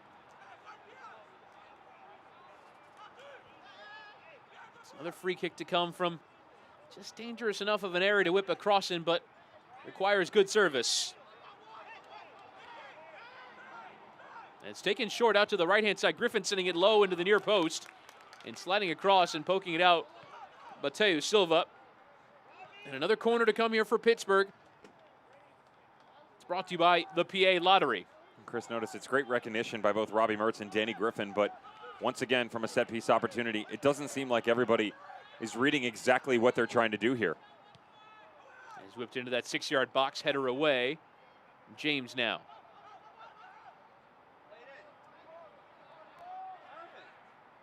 Turning in, playing it to the halfway line here, Rovida, the Colombian, lofting into the penalty area. Rather easily dealt with there by Mandanda. Forbes on yet again as a sub. It's a sub brought to you by the PA Lottery.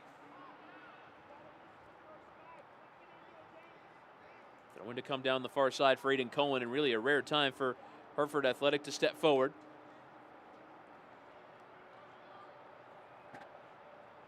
Interestingly enough, they've actually moved Danny Rivera to the left wing back position. Danny Griffin has come to the right side. That will leave Velarde, Mertz, and Canardo Forbes as the trio in midfield, and Ryan James at left center back. It's a pretty good combination that has proved successful for them in matches past. An area on the field that they're really struggling with. The way that Hartford Athletic is really challenging the Riverhounds. Again, the best look that you've seen out of them has been the quick-fire transition, and they're shying away from it. They're not willing to go fast. The space is there. Even Robbie Mertz right now. Pick your head up, knock this ball back across, put some things down into the channels, and spread this Hartford Athletic defense open. Skylar Thomas. His remarkable versatility from Ryan James. Played in central midfield to start, moved out to left wing back as a sub, and now with another sub, left center back. And here he is coming forward. From Ontario in Canada. Left there by Strong for the goalkeeper Mandanda, who had to claim it ahead of Dos Santos, who went down. And now Mandanda's not having it there with Dos Santos. He's gone down. There was a shove. It's just going to be a straight red card here. He went to the back pocket. It is indeed. Parfait Mandanda with a shove into Dos Santos. I think for contact to the face, he is off. So Mike Novotny will have to come on as a sub here, as the goalkeeper has been sent off by Hartford Athletic, by referee Joshua Encarnacion. Cannot make these types of mistakes, Chris. And there's a battle for sure against he and Steven Dos Santos, but Mandanda, got to keep your cool. Up 1-0, 20 minutes to go. Wins the one down on the byline as this comes all the way back there. Here's the pressure coming from the Pittsburgh Riverhounds. Well done by Ryan James. You're looking for a little bit of help at a Strong, and he feels like the challenge is unwarranted. You're that far out. I'm seeing the same thing come, but watch right here in front of the referee. Is there enough contact? You know, initially in the full run of play, it looked like he had outstretched arms. Second time around, I don't see it. Still, you cannot put yourself in this situation. Down to 10 with 20 to go. And I think the referee probably does let him off for the first bit of that, which was throwing the ball at him. Yeah. Which you can certainly assess some discipline for, but then you get the full red card, and it's a long walk for Mandanda to go all the way back to the dressing room. And now it'll be interesting to see here how Ronnie Jairi elects to handle this one, because he's going to have to chuck a goalkeeper on. And there is Mike Novotny, but who will exit? Think about it, he's one of the only, actually the only player for Hartford Athletic that has played every single match, Parfait Mandanda, of every single minute, I should say. Where does the rotation come from? Novotny is one of only three players in the squad that has yet to feature in 2020, and now Novotny will exit, and will be Alex Dixon who will come off. So this is full on defend for the last 18 minutes plus. Both forwards off. And Hartford are going to try and retreat into their shell to hang on to a 1-0 here away from home. You do wonder if the substitution of Connor McGlynn for Enver Guzman would have taken shape had he known what the future held for them. Of course, no time travel, at least not in 2020. Shocking. We've seen pretty much everything else. Alex Dixon will take a seat in. Now you're in trouble. Now you really have to batten down the hatches. Now here is something of note. Both against Loudoun as well as Indy 11. Pittsburgh Riverhounds, the two times that they played those squads, those teams went down to 10 men. They couldn't manage a goal. Up a man for both matches, the better portion of 45 minutes each time, and they couldn't score. And there will be another change here. Will be the final one for Bob Lilly. Actually, no, it'll be a second here to come for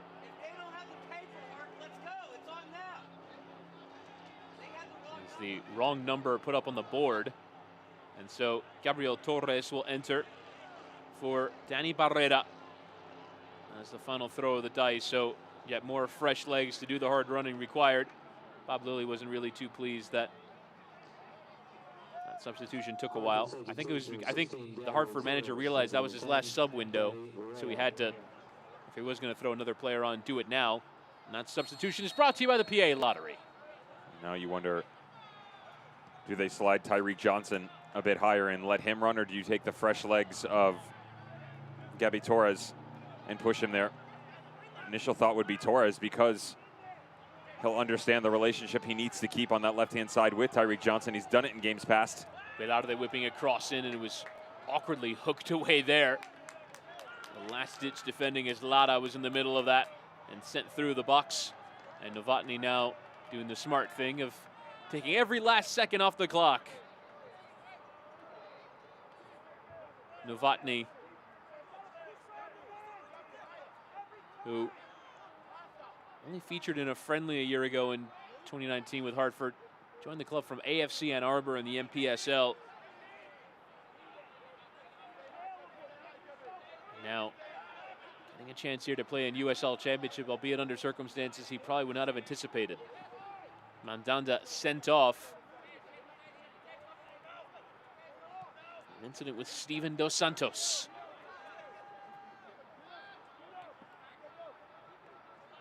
Van Keyeziel. All 10 outfield players into the Hartford half now. James onto that left-hand side. Rovidas in the cross through. Awkwardly bouncing around that box. Hooked away for a throw-in. Now the referee will stop play. That's with a quarter of an hour remaining.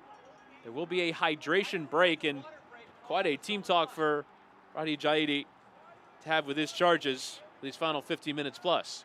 We've seen so many games for them previously, Chris, where beautiful build-up play, great rotation.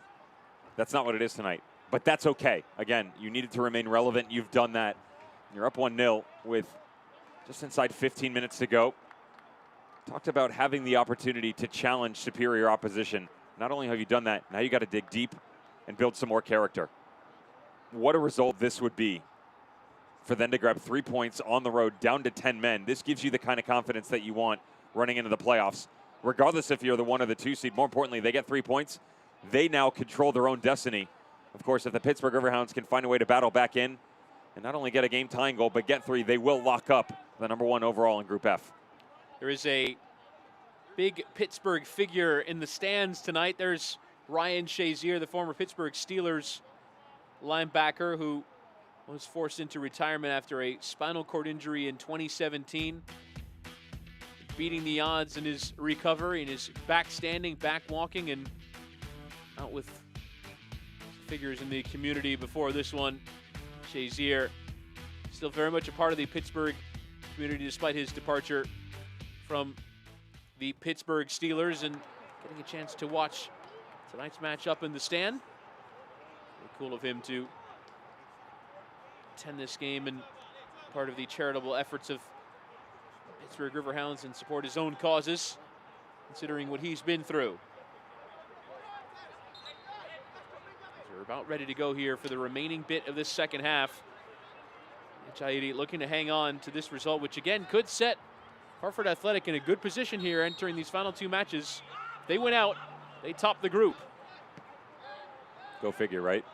You get smacked around twice to the tune of 8 goals, and you win 1-0 one time, put up 1 goal in 3 matches, and you can still be on the receiving end of the better seed going into the playoffs. They don't make the schedule. They just have to navigate it appropriately, and so far tonight, they've been able to do that. Still work to be done.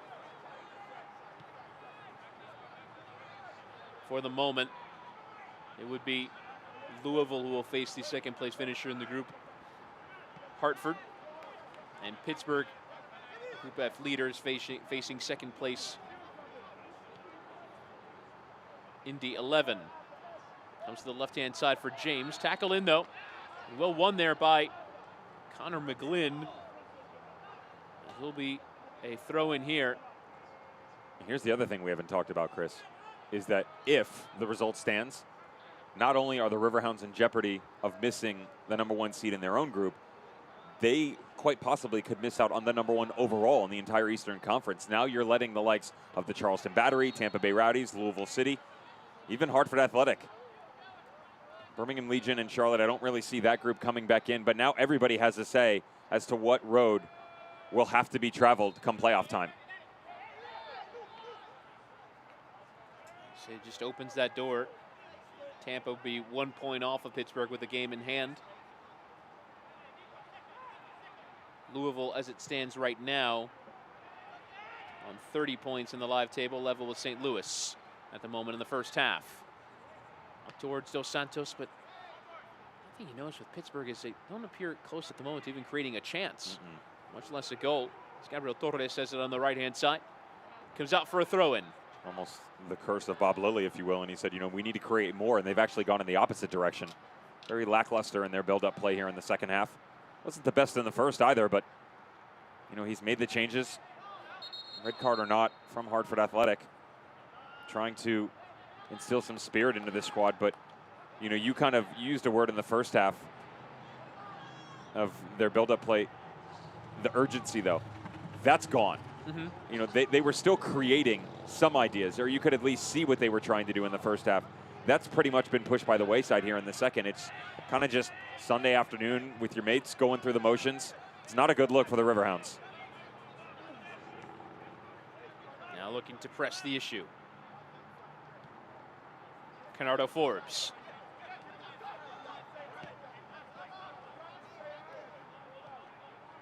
Right now, Ever Guzman's goal stands as the difference. First time in from James off the back of Cohen on the right-hand side. He's gone down. This came off his chest. And some treatment required. The Pittsburgh technical area is not amused at all, and not certain. I agree with the assessment of the technical area that it hit him in the shin, but yeah, the peanut gallery probably gets this one wrong. Yeah. And he takes this one off the chest. Looks like he got the wind knocked out of him when the ball comes back across right there. Yeah. Yeah. For sure. It'll leave you gasping for air. I can understand the concern from the Pittsburgh staff about time wasting now, but that certainly was not a time to cast out. Skylar Thomas into Dikwa, getting turned and shouldered off it. The referee has awarded a free kick there.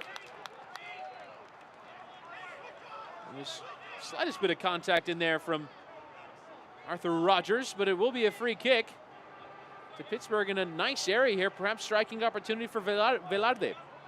It's got to be the most dangerous one they've had. You really bridge the idea of, okay, can we have a direct strike here? Every single time that they've stood over a dead ball situation, really unimpressed so far. Some bad decision making, and now you can take that right out. Look at Skylar Thomas standing in the middle. I'm going right after Michael Novotny. And it's Velarde sitting in towards that back post. Header was in there from Van Keazeel and just harmlessly out of play for a goal kick. I think you try and, as you say there, Devin, go for goal and test this inexperienced keeper. They haven't tested the goalkeeper in general, yet alone the fact that he's cold coming off the bench. And that's one where, you know, given the big height that you have, I understand you want to use that to your advantage, but it hasn't worked all night long. Silva, strong. Of course, Larson's coming in, his ability to help out from set-piece situations, so why not give it another look? Ball along there from Griffin. Mertz, overlapping run comes from James. His cross is towards that back post. Dos Santos with the header, but was falling away from goal, and it steered wide of target. Dos Santos feeling something awkward there in his right hand as he broke his fall. Mateo Silva, despite his earlier involvements over there sportingly to help him up. Check out Ryan James coming all the way off the back line. You could see the intensity on his face, understands that he's got to help out. Robbie Mertz knows that the support is going to come regardless of who the back shoulder run is, and that's what you need out of the Riverhounds. Use these channels to your advantage. Again, so much space to be had. The problem is they've pretty much been in neutral here in the second half. Pick up the pace, and they'll be just fine. And notice the shape from Hartford Athletic. Really impressed with not only their low block, but everybody understanding their duties because they haven't had to deal with this all season long. Mandanda being thrown out in the 71st minute. Novotny coming on, and everybody doing their job so far. Ball behind towards James, tries to hook it across, and it comes off of Alex Lara last, and will be a corner, which is brought to you by the PA Lottery. And a final change coming on here as Skylar Thomas will exit. And on is Mark Forrest, so forward for defender. 4 of the 5 that starting back 3/5 have come off here. Only one defender replacing as the corner is delivered in there. Dos Santos trying to profit off that second ball. The strike again taking a deflection off a Hartford player and out for another corner.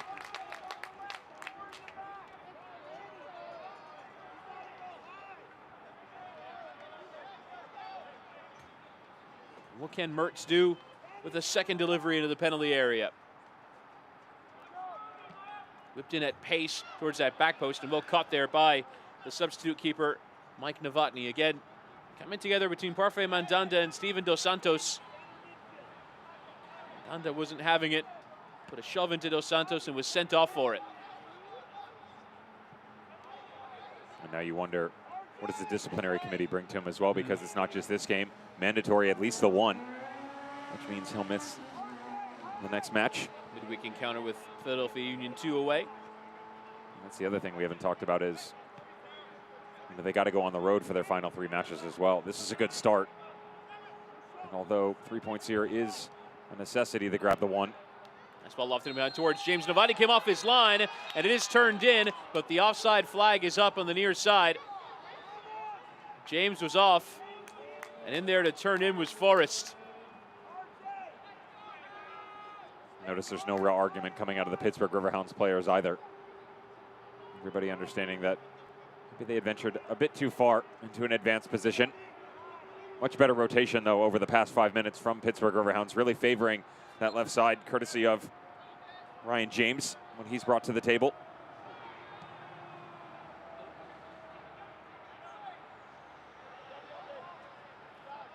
Ball sent long up towards James.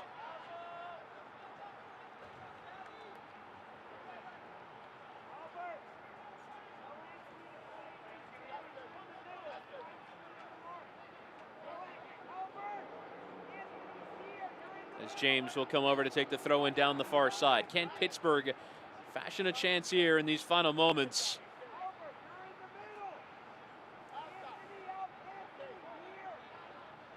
Throwing to, she's rather into Hartford.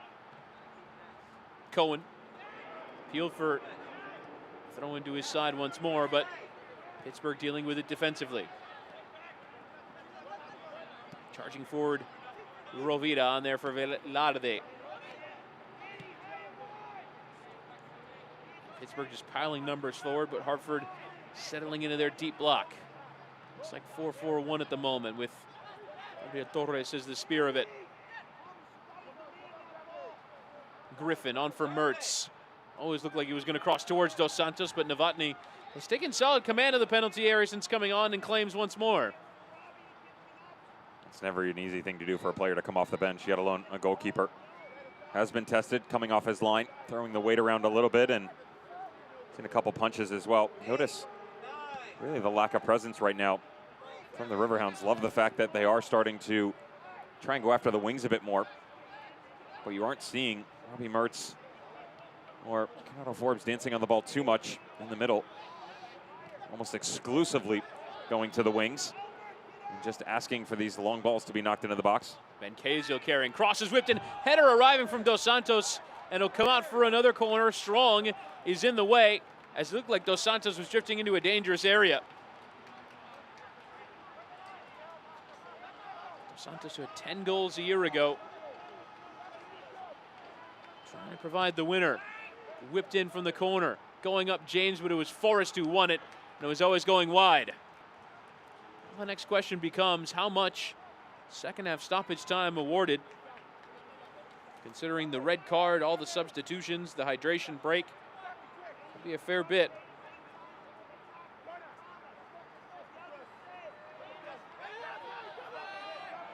I understand they're down to 10, and obviously there's still time here, but I got to give Roddy Jaidi a lot of credit here on changing his game plan up, because the first 2 times that they did play against each other, trying to string together passes and pretty much go toe-to-toe with the Pittsburgh Riverhounds at their own game. Totally different case tonight. As Michael Novotny picks up a yellow card for time wasting. You know, they're looking to push 450, 500 passes in those 2 previous games and be efficient while doing it. Tonight, hovering right around 50%, which is a terrible number in terms of passing accuracy, but at the same point in time, only 195 total passes. Crossed in by Rovira there, and it will be claimed by Novotny. Well, it goes back to just sitting back, allowing the game to develop in front of them. And a lot of times, I'm really against something like that.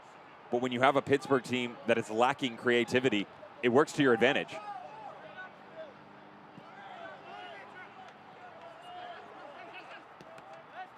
Trying to play it on down the line there is Tyreek Johnson.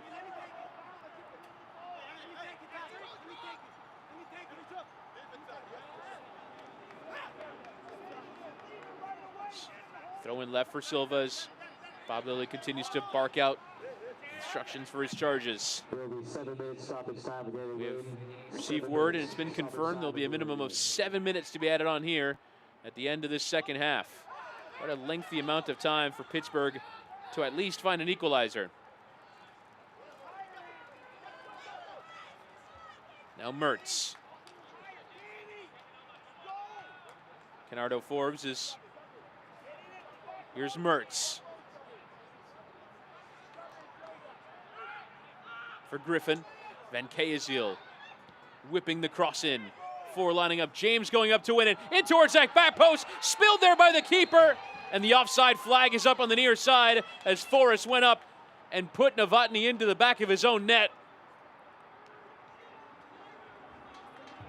Very nearly there for Pittsburgh. Some danger and a nice win there from Ryan James in the air. The key thing to remember is that he is in an offside position, well off for sure. They're not calling a foul here.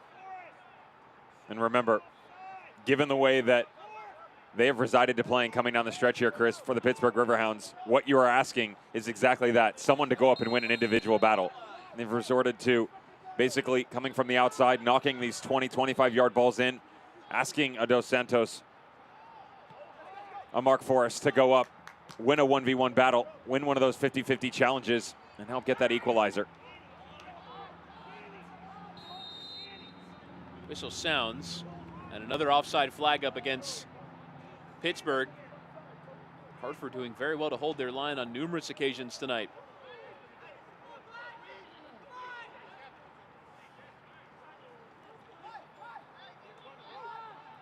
Novotny, who is on a yellow, will have to be careful here with how long he takes.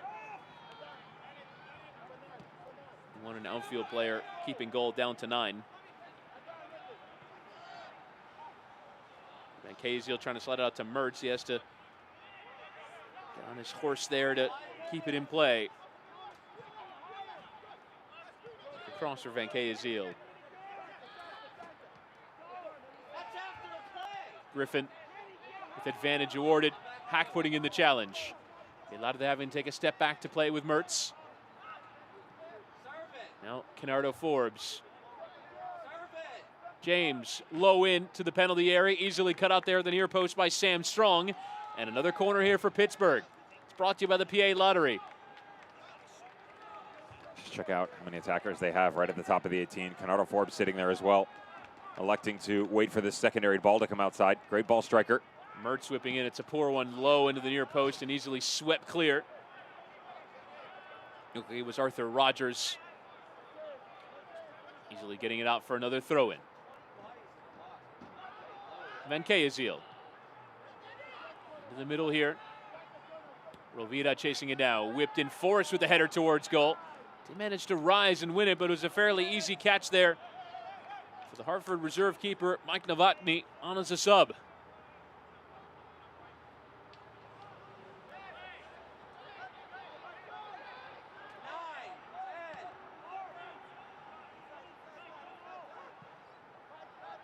Take it down there, Rogers, but couldn't quite track the ball in the air and easily nodded back to the keeper. Possession favoring Pittsburgh, 74-26. Just haven't done a great deal with it. Mertz getting turned. Right in the challenge, he's gone down there and was cleared out. It was a strong coming together with Mertz and Hack. Both players feeling ill effects for it, and it will be a free kick to Pittsburgh. If any time is of the present to go after something, this has to be it, right? I mean, great job by Robbie Mertz. He's trying to win one of those battles we were just talking about. Too many white shirts trying to play catch up. The yellow card was shown to Justin Hack for that effort.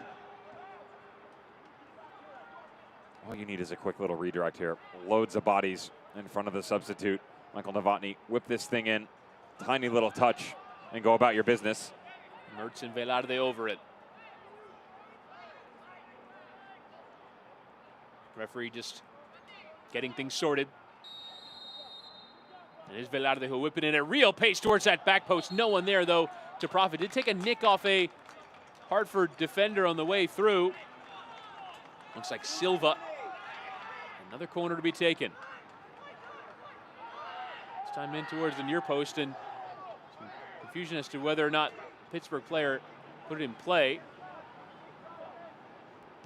Another cross whipped in by Velarde. Back post, James sending it across. Forrest was in there. Novotny getting some contact away. Dos Santos sliding it there for Van Kazy. He'll try to direct it towards target, but got it pear-shaped, and it's out for a goal kick.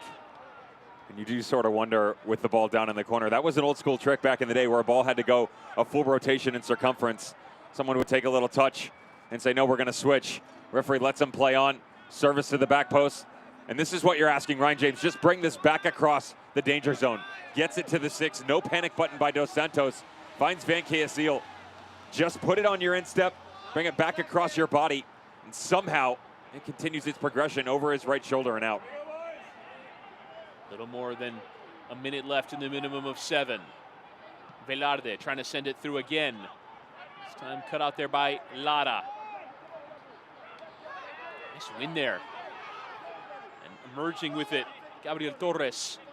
Poking around Van Kazy. Can he keep it in play? He cannot. It's out for a throw into Pittsburgh Riverhounds. They're going to get on with it. Canardo Forbes all the way back. Basically the last man back at this point. Mertz in towards the back post. Nicely dealt with there by Novotny, who we should say has come out as a sub and looked very impressive. Spectacular, for sure. And again, and not an easy feat to do, but you know, a guy coming out of Eastern Illinois for Hartford Athletic. No appearances in 2019, nor in 2020. And finally, name called upon in dire needs, and with just about 10 seconds or so to go. He should get one last-ditch effort, you would think. He has answered the call. Appeals for everyone to get in the box. James now, low delivery, in towards Dikwa, who tried to pick out that near post. Novotny rooted to his spot and couldn't direct it towards target, the Cameroonian. And there is the full-time whistle. A massive result in Group F of this Eastern Conference as Hartford Athletic have come away from home and beaten Pittsburgh Riverhounds for the first time in their club's history. They now, with 2 wins in the remainder of this regular season, can finish top of the group at season's end. Heck of a performance put in by Hartford Athletic, Chris, and you have to understand that this is totally off the beaten path of what we have seen, not only out of Hartford Athletic, but the Pittsburgh Riverhounds as well. Bad on one side turns to good fortune for Hartford Athletic, even down to 10 men. They find a way to stick it out and are now in the driver's seat in Group F.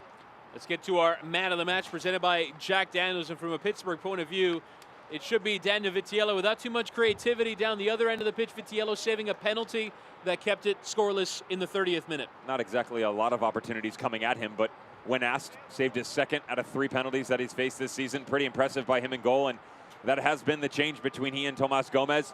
Bob Lilly electing for Vitiello once again. Good performance by him in net. Hartford down to 10 men after their goalkeeper was sent off for an off-the-ball incident with Steven Dos Santos. Able to win by a goal to 0 tonight. Your final score is brought to you by the Allegheny Health Network. Let's get to our save of the game, which is also brought to you by the Allegheny Health Network. There is Vitiello saving from the spot from Ever Guzman. And it was incredible work there by the Pittsburgh goalkeeper, although about 6 minutes later, Guzman would put past him for the game's only goal. Hartford didn't have to do much. 3 shots, just the 2 on target, but it is enough to emerge with all 3 points as your score at full time here. Final score brought to you by the Allegheny Health Network. It's Pittsburgh Riverhounds 0, Hartford Athletic 1. Full-time reaction and highlights on the way.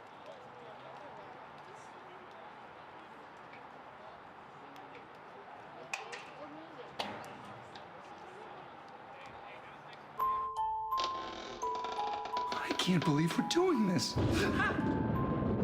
Gus, you're not scared, are you? I don't like thunder. Hope there are no monsters. Did you say eek?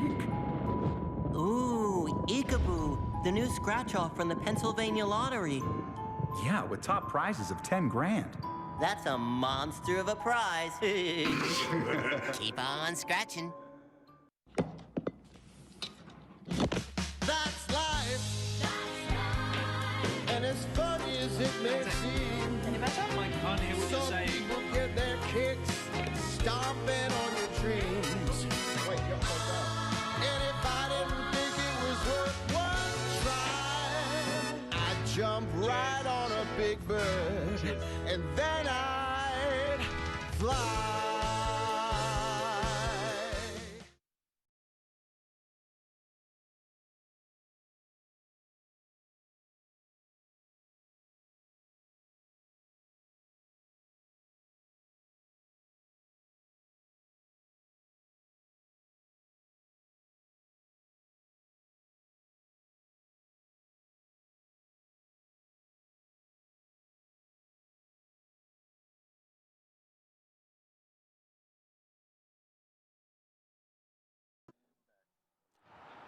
Ten-man Hartford Athletic going away from home and beating Pittsburgh Riverhounds.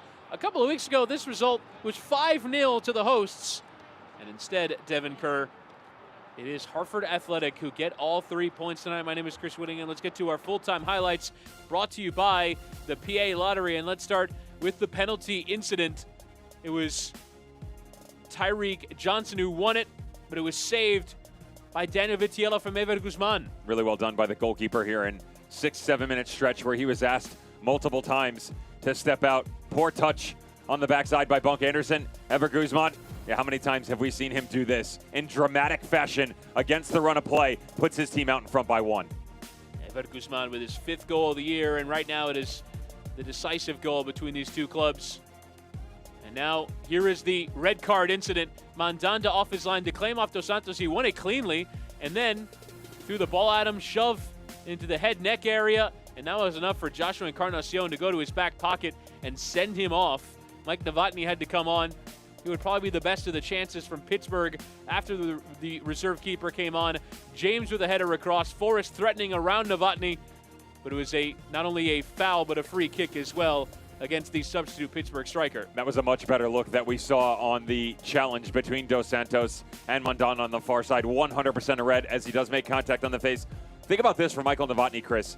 No minutes in 2019 under Jimmy Nielsen. Hadn't made a single appearance in 2020. His debut, 19 minutes. Heck of a performance coming off the bench. Cold, asked multiple times to step out of areas that, goalkeepers don't have to in regular run of play, yet alone the fact that you're down to 10 men in your debut. Great job by him. Think about what they were able to do in terms of overall buildup. This team only had 2 shots on target all night long, one of which ends up in the back of the net. The other one is the penalty, which of course is saved by Danny Vitiello. Only put together 205 total passes. Again, I'm saying this because in their previous matches, in one half, they put together more passes than they did tonight in an entire game. Rade Jaidi changes up the game plan, gets the victory. It's well-earned. And these are our full-time stats brought to you by the Allegheny Health Network. Full-time highlights are brought to you by the PA Lottery. But for Hartford Athletic, it's all to play for in their last 2 matches. If they win them both, they top Group F against all odds against its Pittsburgh Riverhounds side, who wins so dominant in 2020. But it's 10-man Hartford who are victorious tonight. Your full-time score is Pittsburgh Riverhounds 0, Hartford Athletic 1. From our broadcast partner Devin Kerr and our tremendous USL crew, my name is Chris Whittingham signing off. Hartford, with 10 men, are victorious. This copyrighted telecast of the United Soccer League Championship cannot be retransmitted, rebroadcast, or reproduced without the expressed written consent of the United Soccer League Championship.